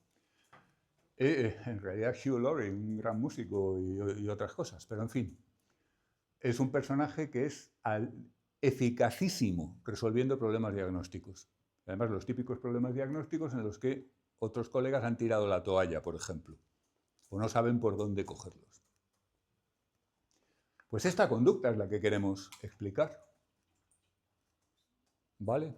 Si estamos hablando de modelizar unos procesos, pues estamos intentando, modelos, un tipo de teoría. Estamos intentando explicar una conducta, un tipo de conducta. ¿De acuerdo? Una buena explicación, a ver, si tengo que contar lo que supone una buena explicación en términos más o menos rigurosos de teoría de la ciencia, necesitaría unas cuantas horas. Ya lo he hecho, por eso lo sé, en otros contextos. Pero podemos resumir algunos criterios que sí tiene que tener una buena explicación científica. Primero, tiene que ser viable desde el punto de vista científico-físico. Si yo explico una conducta porque hay unos fantasmas que te llevan a hacerla, pues eso no es viable desde el punto de vista científico. Los fantasmas no son viables desde el punto de vista científico. Punto. ¿Se entiende? Si yo explico una conducta apelando, por ejemplo, a ciertos circuitos neuronales, eso sí tiene viabilidad científico-física. Lo cual, en este punto, sale bien. ¿De acuerdo? ¿Por qué? Porque sabemos lo que es una neurona, sabemos que una neurona está hecha de moléculas con una determinada configuración y sabemos que esas moléculas están hechas de átomos que a su vez están hechos de campos cuánticos. Que es todo lo que sabemos sobre el mundo natural. Nuestra explicación, si está hecha con neuronas, está bien anclada en el mundo físico. Que no es lo mismo que decir que podamos explicar la conducta en términos de átomos. ¿De acuerdo? Pero está bien anclado en los átomos. Puede ocurrir en un mundo de átomos. El fantasma no. Hasta que se demuestre lo contrario. ¿Vale? Coherencia interna y externa. Una buena explicación, un buen modelo, una buena teoría no debe ser contradictorio. Ni en su interior, ni decir unas cosas y las contrarias, o usar conceptos difusos, o usar conceptos contradictorios. Pero además no debe entrar en conflicto, por ejemplo, con las leyes de la termodinámica, por ejemplo, con las leyes de la selección natural, por ejemplo, con las leyes de las reacciones químicas. Es decir, tiene que ser coherente con, o no incoherente más bien, con todo lo que sabemos. Por lo cual los fantasmas, de nuevo, no son buena idea. No son buenas explicaciones. Los fantasmas salen muy mal en todo. ¿Vale? Una buena explicación tiene que detallar bien el funcionamiento. Me refiero a lo siguiente. Quizás recordéis a un tracio que se llamaba Demócrito. Tenía un colega que se llamaba Leucipo, también de su pueblo, bueno, Tracio. Que eran los llamados, sobre todo Demócrito, los atomistas, de entre los filósofos griegos, de la época dorada de la filosofía griega. Pues Demócrito decía que el mundo está hecho de átomos. Pero si yo le voy a Demócrito y le enseño el ratón, no sabe lo que es un ratón, pero es un objeto tal, y le enseño una naranja, le puedo decir qué átomos tiene la naranja y qué átomos tiene esto, en qué se diferencia en términos de átomos. No me lo sabe decir. ¿Se entiende? Si yo no sé detallar, en este caso, cómo se llega al diagnóstico, si yo no sé detallar en la teoría de la evolución por selección natural cómo se llega a esta especie, si yo no sé, estoy dando una explicación peor que si lo pudiera hacer. ¿Se entiende? La explicación por selección natural es magnífica porque te detalla a la perfección cómo se pasa de unos estados a otros dentro de una especie. Claro, hay datos que no tenemos porque son antiguos, pero vamos viendo el registro paleontológico y vemos que todo cuadra. Y encontramos una explicación perfectamente detallada de las características que tiene ahora mismo una especie. Detalle del funcionamiento. Pero todos son átomos, no es una explicación que nos dé detalles. Por ejemplo, de cómo se llega a una naranja, cómo se llega a un objeto no comestible, digamos. ¿Se entiende? Una buena teoría da detalles.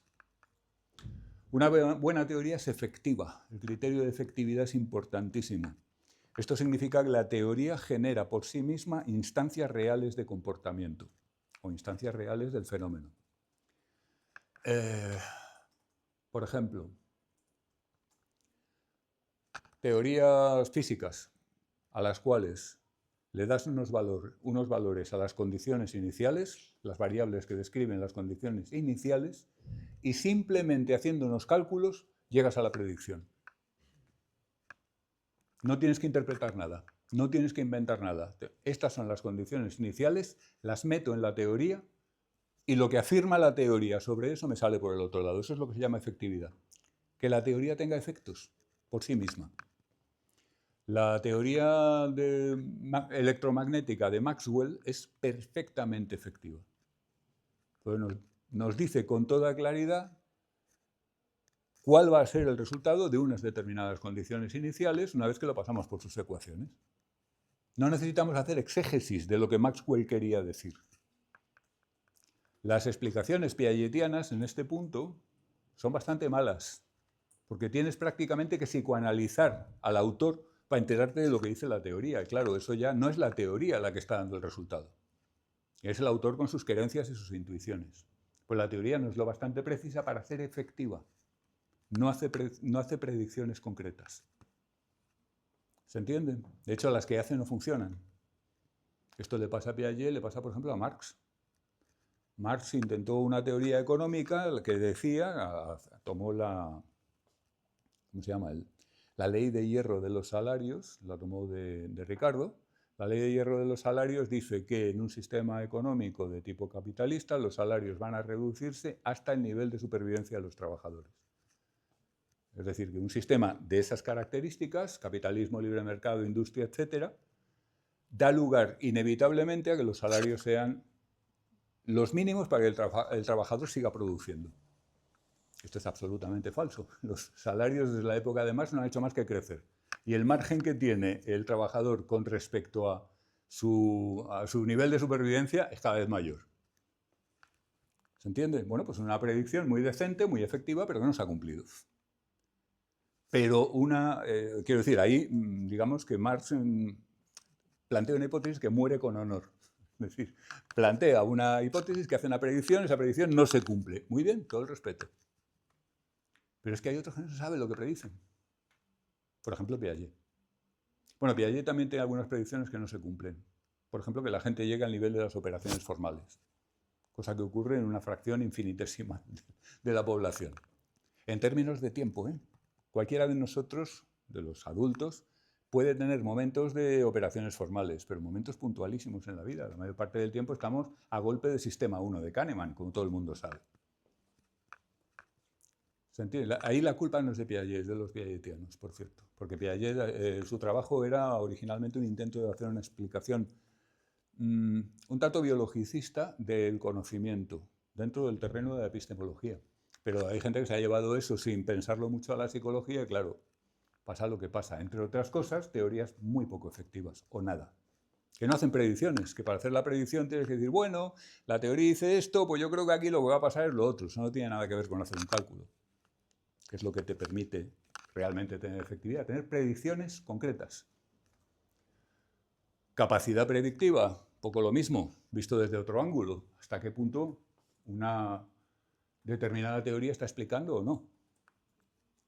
Y desde luego validez empírica, con todos los ángulos que ya conocemos de lo que, no todos, algunos de los más importantes ángulos de lo que constituye una buena explicación. Y vuelvo al punto, queremos explicar la conducta de resolución de problemas de un experto, y si nuestra explicación va a ser buena tendría que tener estas características y algunas otras. Bueno, pues ¿cómo se explica esa conducta? Ya sabéis que en teoría de la ciencia se usa el término explanandum y explanans. El explanandum es lo que utilizamos para explicar, y lo que queremos explicar, y el explanans es lo que utilizamos para explicarlo. Pues nuestro explanandum es la conducta de resolución de problemas de alta eficacia, nivel experto. ¿Cómo se explica según el dualismo, humanismo, he puesto espiritismo, quería decir espiritual? Cuidado, dualismo, humanismo, espiritual es todo aquello que no sea lo otro. Lo comentamos un día. Si tú no estás de acuerdo con que los fenómenos mentales son cómputo y no estás de acuerdo con que los fenómenos mentales son conductas encubiertas y no estás de acuerdo con que los fenómenos mentales son fenómenos neuronales, entonces estás en el dualismo. O sea, tú no puedes decir, ay, yo es que no creo en los cómputos, uy, es que las neuronas es muy reduccionista, ay, es que Skinner estaba loco con las conductas encubiertas. No, pero yo dualista no soy. Entonces, ¿qué eres? Eres fucking dualista. ¿Por qué? Porque de las alternativas que hay las rechazas todas. Entonces, por defecto, te quedas en el dualismo, que es lo que pensamos todos los humanos a falta de disciplina intelectual. O hacemos el esfuerzo intelectual de no ser dualistas o lo somos.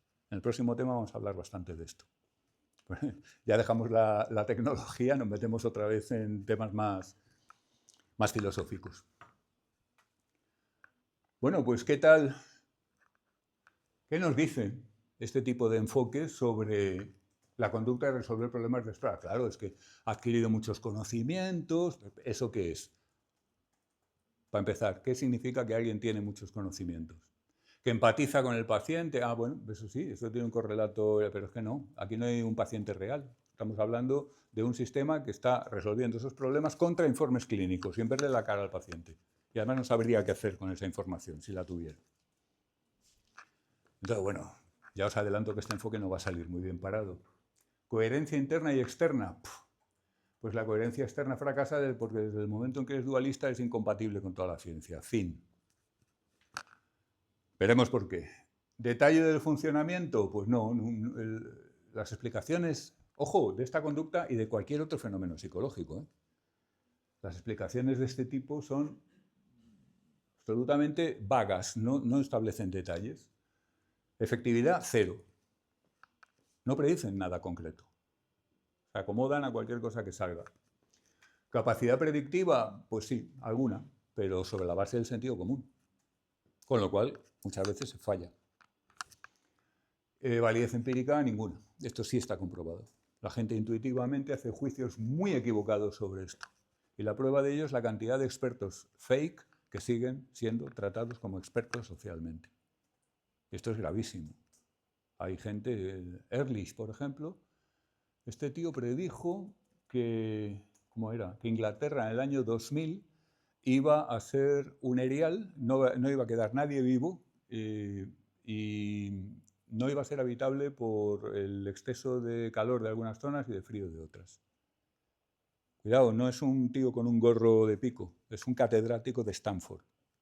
Y sigue siendo catedrático de Stanford después de haber dicho eso. Estamos 25 años después. Inglaterra, de momento, no tiene ningún síntoma de eso. También se iba a acabar el alimento, que era una de las razones por las que iban a despoblar Inglaterra. Inglaterra ahora mismo come mejor que nunca. sea, que un tío diga tonterías, incluso siendo profesor de Harvard o de Stanford, bien, vale, bueno, la universidad se puede haber equivocado al contratarle. Lo increíble es que no le hayan echado. Y que se le siga llamando a programas de televisión para consultarle en calidad de experto. Pues no os creáis que es la única predicción rara que hizo falsa, que hizo este individuo. Y como este podemos decir, no acabamos, ¿eh? Expertos, nominalmente. Entonces, claro, con los enfoques de tipo humanista, sentido común, el espíritu, no sé qué, pues esto es lo que obtenemos cuando tratamos de explicar este tipo de cosas. Por sentido común nos creemos que son expertos los que la televisión nos dice que son expertos. Lo cual epistemológicamente es peor que malo. ¿Se entiende? Así que vamos a dejar en paz a estos enfoques, pero luego tenemos cosas más interesantes, el fisicalismo.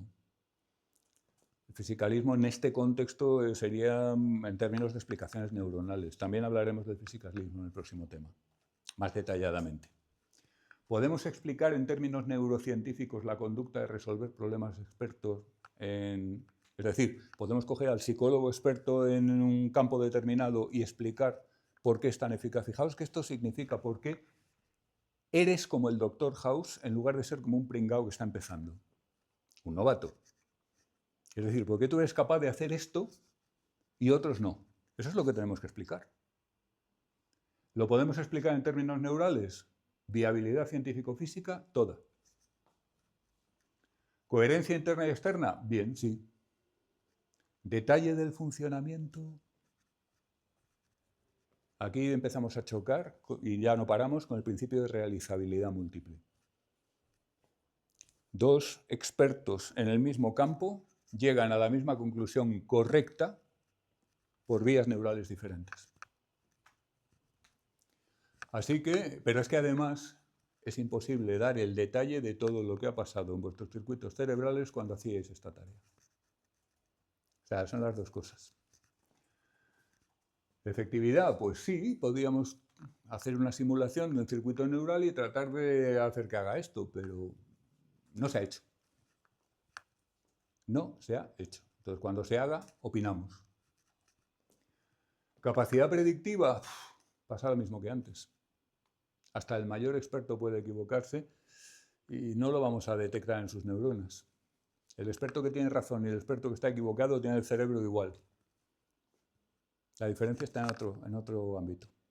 ¿Os acordáis que decíamos que el cerebro de alguien que sabe conducir y el cerebro de alguien que no sabe conducir no son distinguibles? Pues lo mismo. El del experto que ha llegado a la conclusión correcta, el del experto que llega a la conclusión equivocada, neuronalmente. Validez empírica, bueno, pues el día que hagan alguna prueba de explicar esta conducta con un modelo neural concreto, lo sabremos. ¿Lo veis? El conductismo. ¿Cómo explica el conductismo resolver problemas de experto con alta eficacia? House.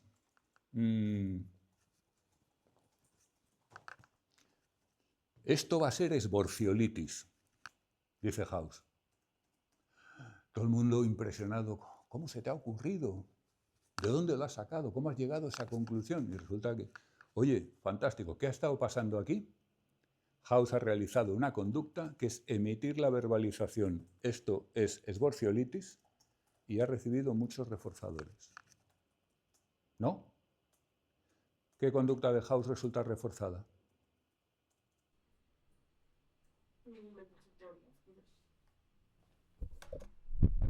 El inventarse teorías o enfermedades. ¿No? ¿Qué O no sé, conducta sale reforzada y por tanto es más probable en el futuro? que siga generando diagnósticos o algo así. Es una posibilidad, o sea, que diga diagnósticos. Y entonces en el futuro, cuando esté con sus colegas, va a decir más diagnóstico. ¿Pero por qué no resulta reforzado el diagnóstico de esborciolitis? Por todo lo que el conductismo es capaz de decir. La conducta, esto es esborciolitis, es una conducta verbal distinta de esto es no sé qué. Entonces, ¿por qué nos resulta es que puede que resulte reforzada precisamente esa conducta, entonces va a hacer más a menudo ese diagnóstico. Y si vuelve a ser reforzado, pues al final el único diagnóstico que va a hacer va a ser ese. Que no es lo que observamos que hace House, o un buen diagnosticador en general. ¿Se entiende? Entonces, de acuerdo con las explicaciones en términos de cadenas operantes y pavlovianas, lo que tendríamos que predecir aquí es algo que no ocurre, que es que determinados diagnósticos se disparen, hasta el punto de que el sujeto solo haga eso. Y también lo que tú dices, que tenga más tendencia a diagnosticar, pero a diagnosticar eso. O solo lo uno y no lo otro, pues resulta que las explicaciones conductistas no lo especifican. Sí. Quizá en ese caso concreto lo que se refuerza es ese diagnóstico de esbociolitis, pero también ante esas características concretas o ese como conjunto de características que presenta ese paciente. Entonces se refuerza que ante determinadas características haga más ese diagnóstico. Ante ese discriminativo. Sí, claro. Bueno, pues el problema es que nunca, jamás en su vida se va a repetir ese discriminativo. No hay posibilidad de aprendizaje, porque este discriminativo implica una mujer que tiene un grano en la mejilla izquierda, que tiene un aspecto de una cara, unos rasgos determinados, que tiene un conjunto de variables clínicamente relevantes concretos que cuadran con un diagnóstico de esbociolitis, pero no son los únicos.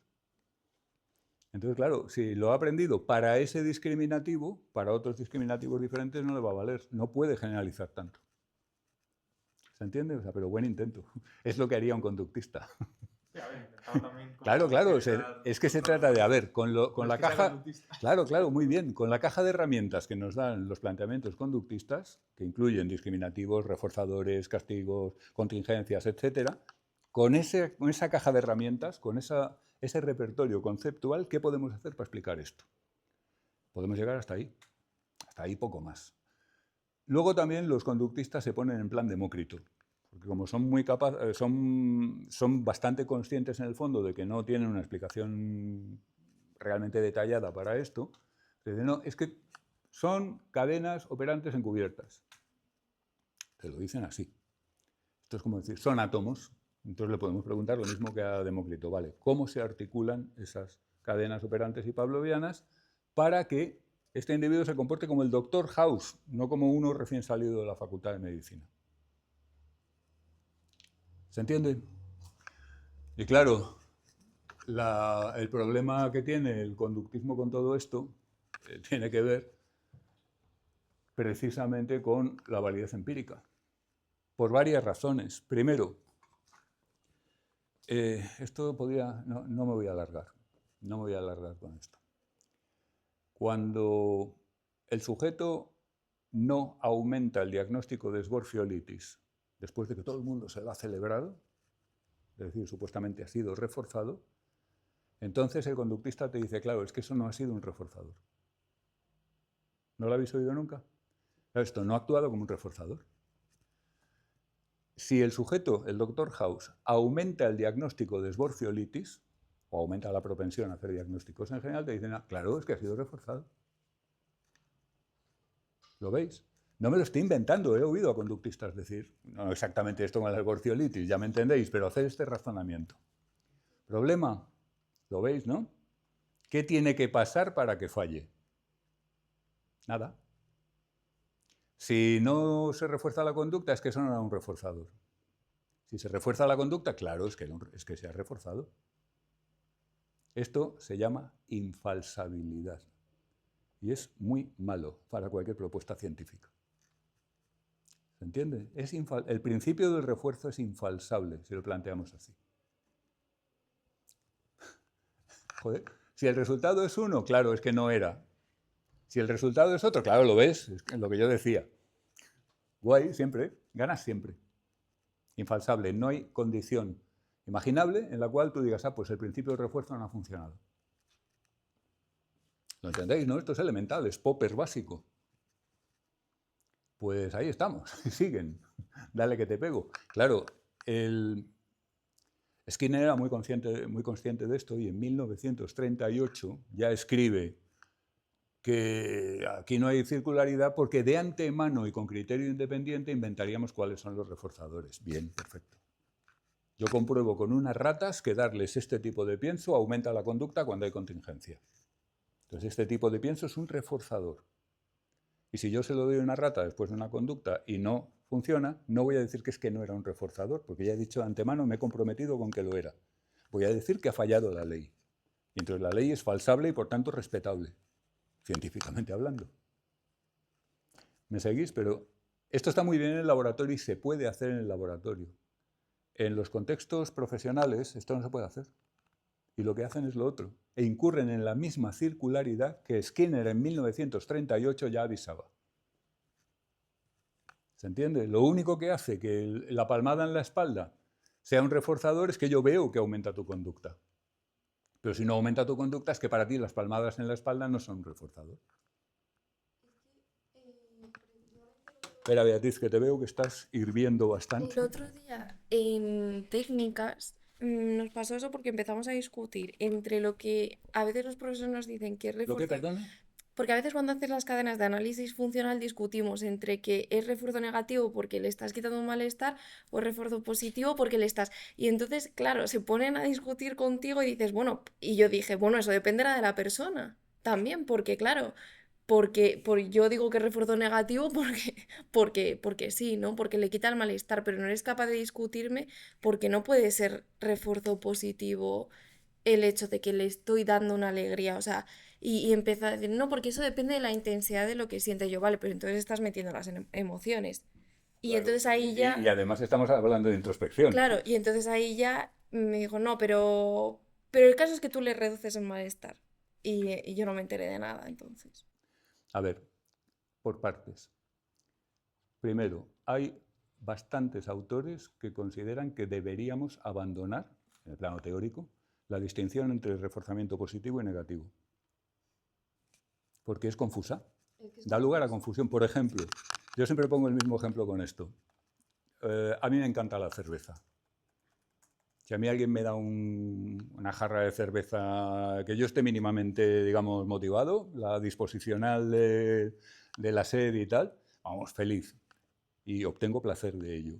Alguien diría reforzamiento positivo si eso se me ha proporcionado contingentemente con una conducta.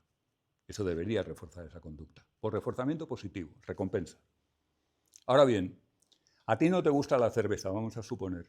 Pero estás muerta de sed. Verano, te has pegado una caminata y lo único que hay es cerveza. Pues tú no estás disfrutando de la cerveza, pero te está aliviando la sed. Y de paso te está dejando un poquito así. Esa ya sería que seguramente una parte positiva. Vamos a dejarlo aparte. O si queréis, quitamos la cerveza, ponemos Coca-Cola para que no nos interfiera el tema alcohólico. Entonces, claro, en tu caso, claramente refuerzo negativo, pero ¿y en el mío? ¿Y si yo tengo mucha sed? O sea, si yo tengo mucha sed, me está aliviando la sed, refuerzo negativo, o reforzamiento negativo, y me está proporcionando placer, que sería reforzamiento positivo. Y si me pongo operacional, como se suelen poner los investigadores de conducta, simplemente a mí me han dado la cerveza y por tanto es positivo, tanto si me gusta como si no. O sea, es muy confuso. Es muy confuso y te vas libro por libro y cada uno dice una cosa.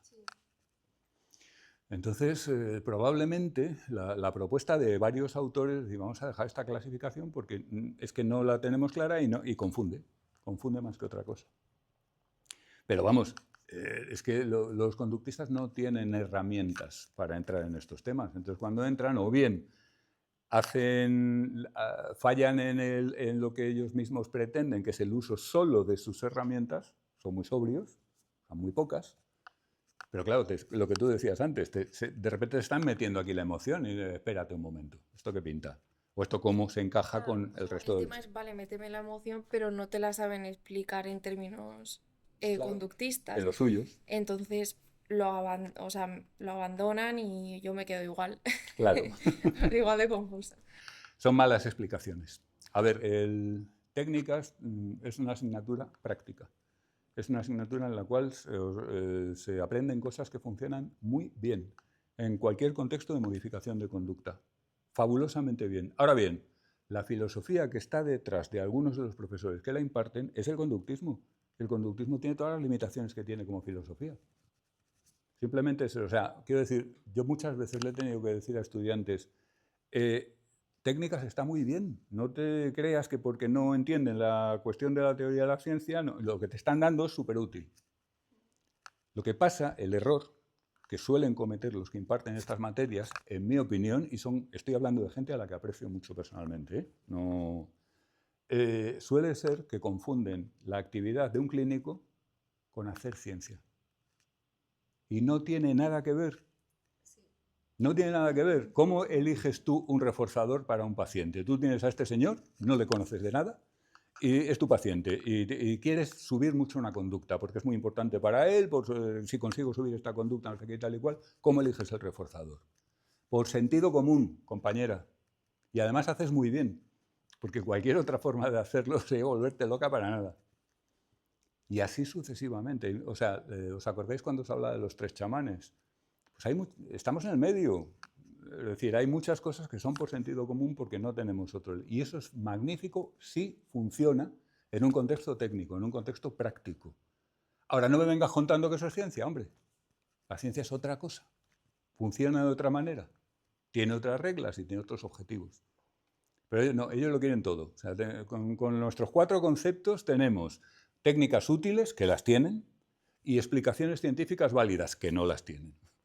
Eso es típicamente lo que pasa. No sufras con eso, no merece la pena. Aprovecha lo bueno que te dan, que es mucho, pero ten claro que es práctico.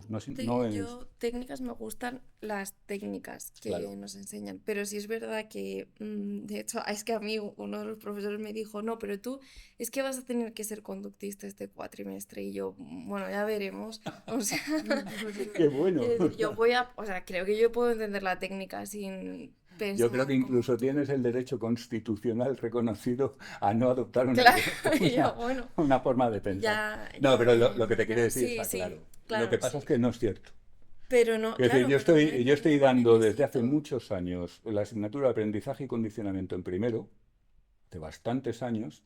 No soy conductista en absoluto, no tengo ningún problema. Claro, pero es que eso es lo que pienso yo. Y en una clase estuvimos debatiendo ese tema, y yo dije eso, digo, pero si es que yo no tengo por qué negar la técnica. Si la técnica me parece Claro. estupenda, me la has demostrado, está muy bien, perfecto.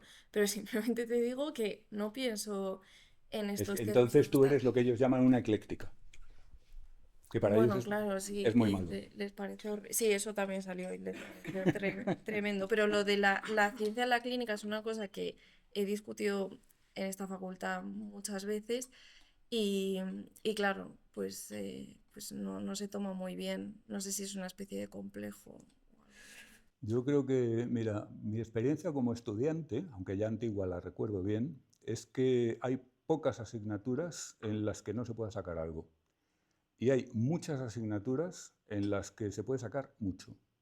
Yo creo que estas asignaturas que dan algunos profesores conductistas son de las que se puede sacar mucho, lo cual no significa que tengas que estar de acuerdo con sus planteamientos filosóficos. No os hablé del tema de los pitagóricos. Pues eso es. Los pitagóricos creen que el mundo está hecho de matemáticas y que las habas son malignas y que no se ven, no ya comer ni tocar. Los pitagóricos descubren el teorema de la hipotenusa y los números irracionales. Bueno, pues lo siento, yo me quedo con las 2 últimas. Las 2 anteriores me parecen unas ideas de olla y no me interesan. Ya está. Los conductistas han creado unas técnicas utilísimas. Las de exposición, de sensibilización, muchas de ellas generadas por gente que era filosóficamente conductista y por tanto creía toda una serie de cosas. Esas técnicas son muy valiosas. Sus presupuestos filosóficos, según los cuales todo lo que hay en la psicología es condicionamiento, pues a mí no me valen. O sea, no es que no me valgan, es que está sobradamente comprobado que no da. Es simplemente un dogma. Porque si el comportamiento de alguien o algo que está realizando un problema, está resolviendo un problema difícil a escala de complejidad de un experto, si ese comportamiento se puede explicar en términos de cadenas operantes y pavlovianas, por favor, demuéstrelo. Demuéstrelo. Yo he hecho un sistema que usa otras cosas que no son cadenas operantes y pavlovianas que resuelve esos problemas. Póngame usted delante de la nariz lo que sea, un sistema, lo que sea, demuestre que es posible hacer esta tarea con cadenas operantes y pavlovianas. No se limite a decirlo como Demócrito. Todos son átomos, ¿no? Vale, todos son átomos, pero ¿cómo funciona? ¿Se entiende? Por eso aquí el conductismo, como fuente de explicación de esta conducta, sale muy mal parado.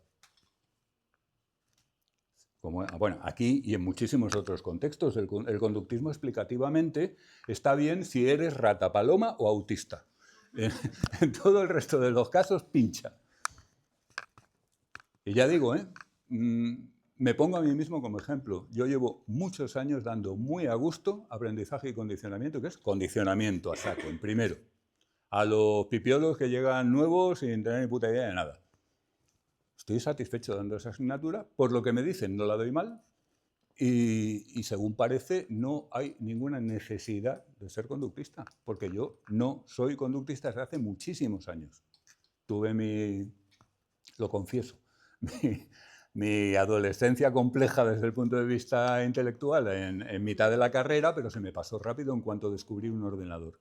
Hubo un profesor que me enseñó un ordenador y a partir de ese momento abandoné el conductismo para siempre, hasta hoy. Pero el conductismo es una filosofía. Y luego hay una ciencia que es el condicionamiento y el aprendizaje asociativo, y luego hay unas técnicas que están derivadas de... Y el hecho de que esas técnicas hayan sido hechas por conductistas, pues como si han sido hechas por luteranos. ¿Se entiende? Ahora bien, claro, los conductistas actuales, que están en minoría y en recesión, y entonces se vuelven relativamente agresivos, como toda minoría en recesión, han gobernado el mundo y ahora pues, están un poco marginales. Ellos juegan mucho a que les compres todo el pack. O sea, como tenemos unas técnicas aplicadas que son muy guay, entonces te lo tienes que comprar todo. No separen los yogures, por favor. O sea, tienes que usar las técnicas, pero además creerte la teoría, lo cual está bien. No hay teoría realmente, hay leyes, pero la ley del refuerzo o el ERPA pues está muy bien.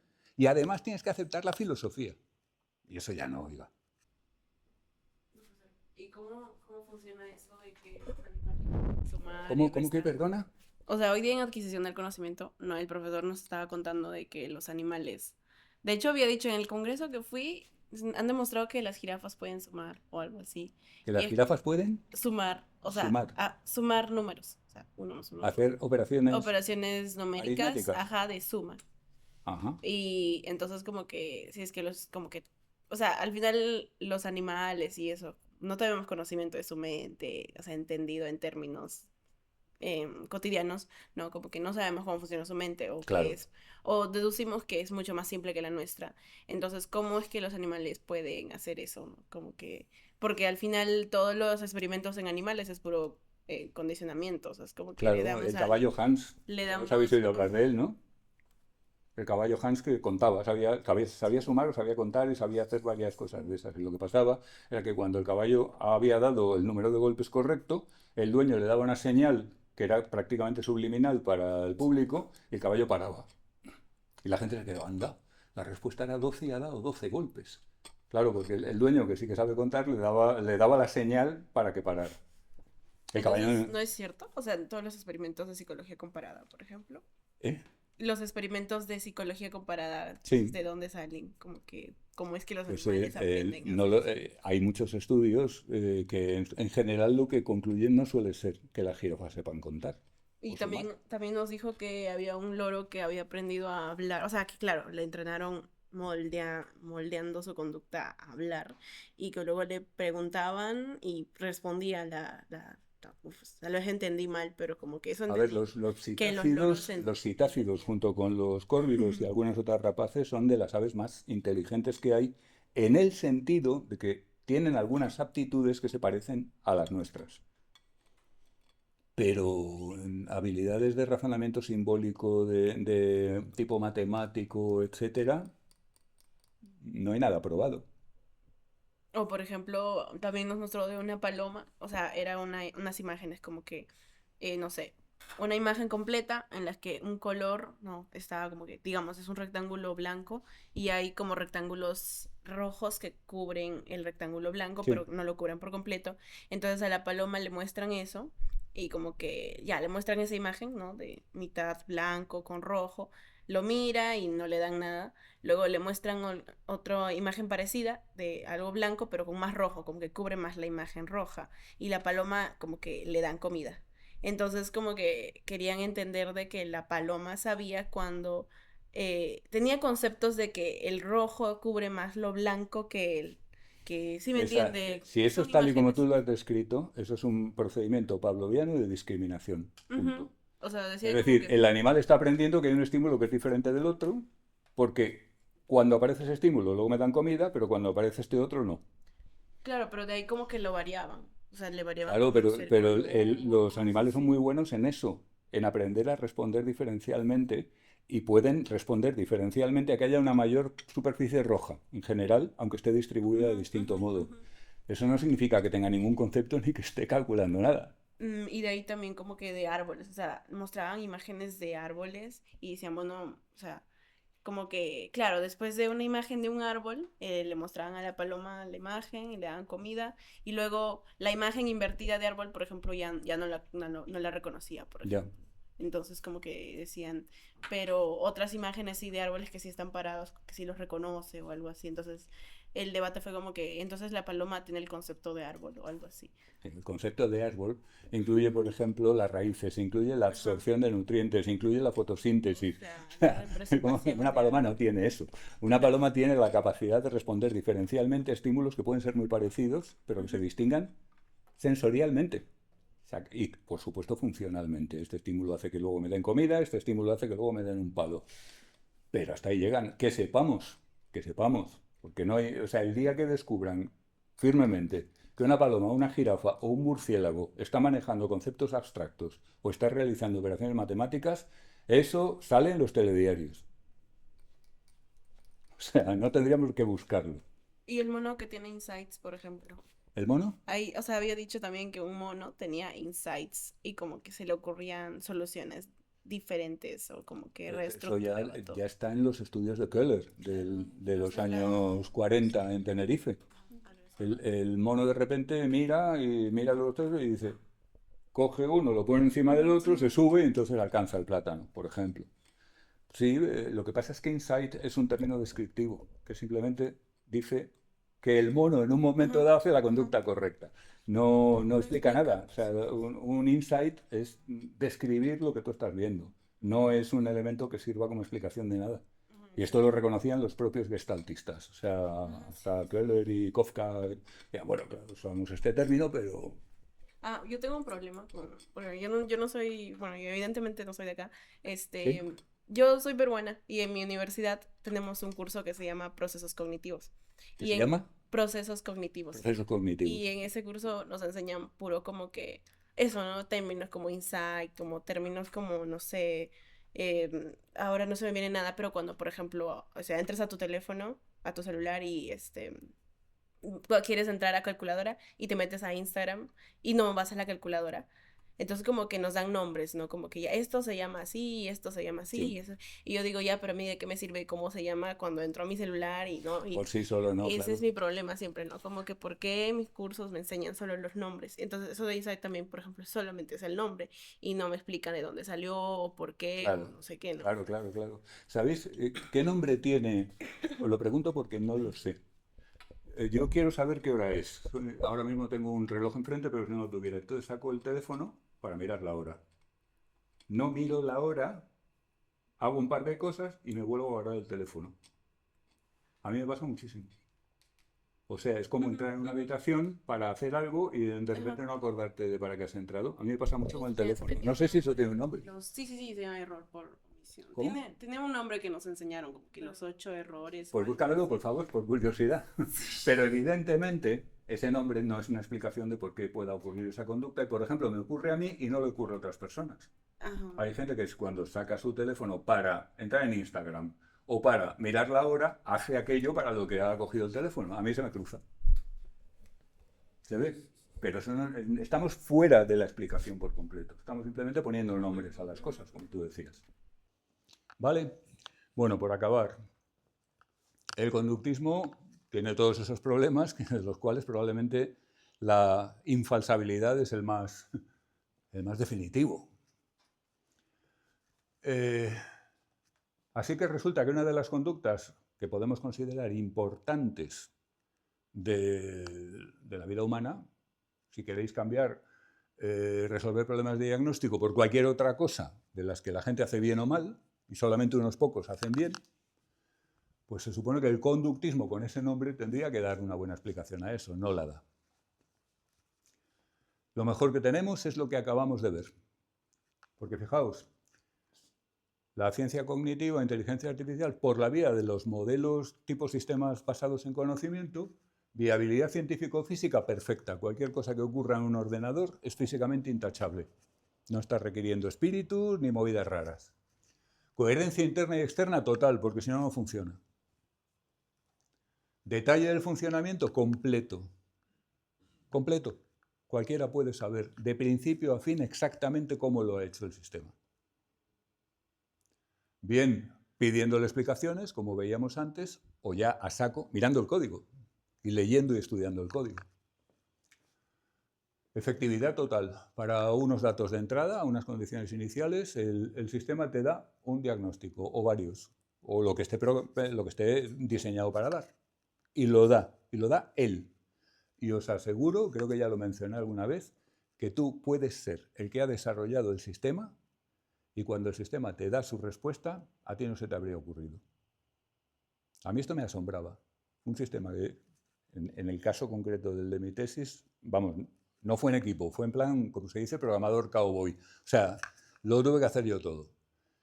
Pero claro, y luego resulta que el sistema me sorprendía con sus respuestas. Más a mí que a los expertos en el problema, que lo entendían mejor, incluso lo predecían mejor. Así que la efectividad toda.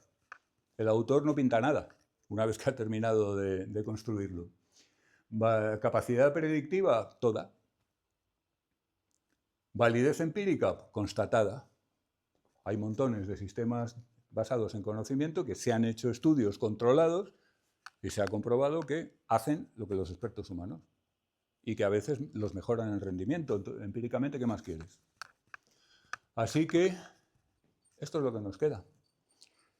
Tenemos, por tanto, fijaos, el comportamiento del sistema depende del contenido de la base de conocimientos.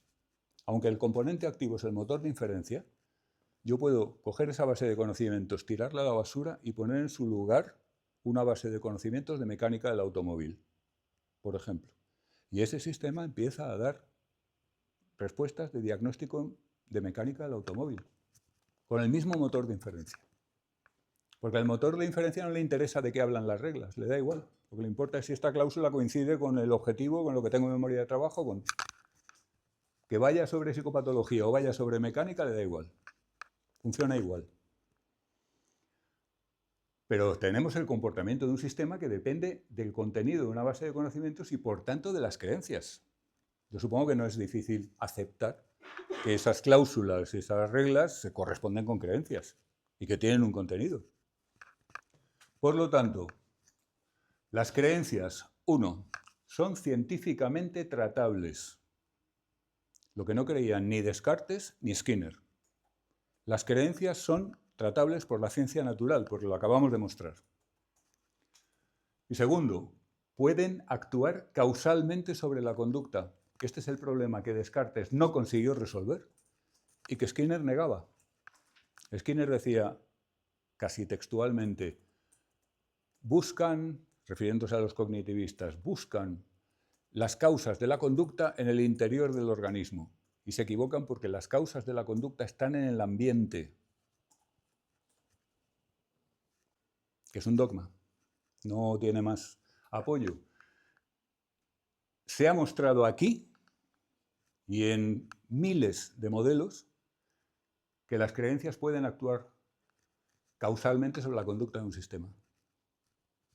Pues probablemente no habría que darle más vueltas al tema. Insisto en estas cosas porque soy consciente de que se están contando lo otro. Y si no, ni me molestaría, porque ¿para qué? Esto es un tema del siglo XX, está pasado. Pero como aquí tenemos un reducto de conductistas, e insisto que algunos de ellos los quiero mucho, son muy amigos y tal, o sea, esto no es nada personal, Pero como tenemos conductistas predicando el conductismo, que es la vieja nueva, porque de nuevo ya no tiene nada, pues hay que dar también a veces la otra visión, la del siglo XXI. Y eso que todo lo que hemos estado hablando hoy es del siglo XX. Vale, en el siguiente tema de inteligencia artificial ya entraremos. No podemos hacer algo tan detallado porque son menos inteligibles, pero entraremos en redes neurales y sistemas generativos un poco. ¿Vale? ¿Alguna pregunta? Gracias y buenas tardes.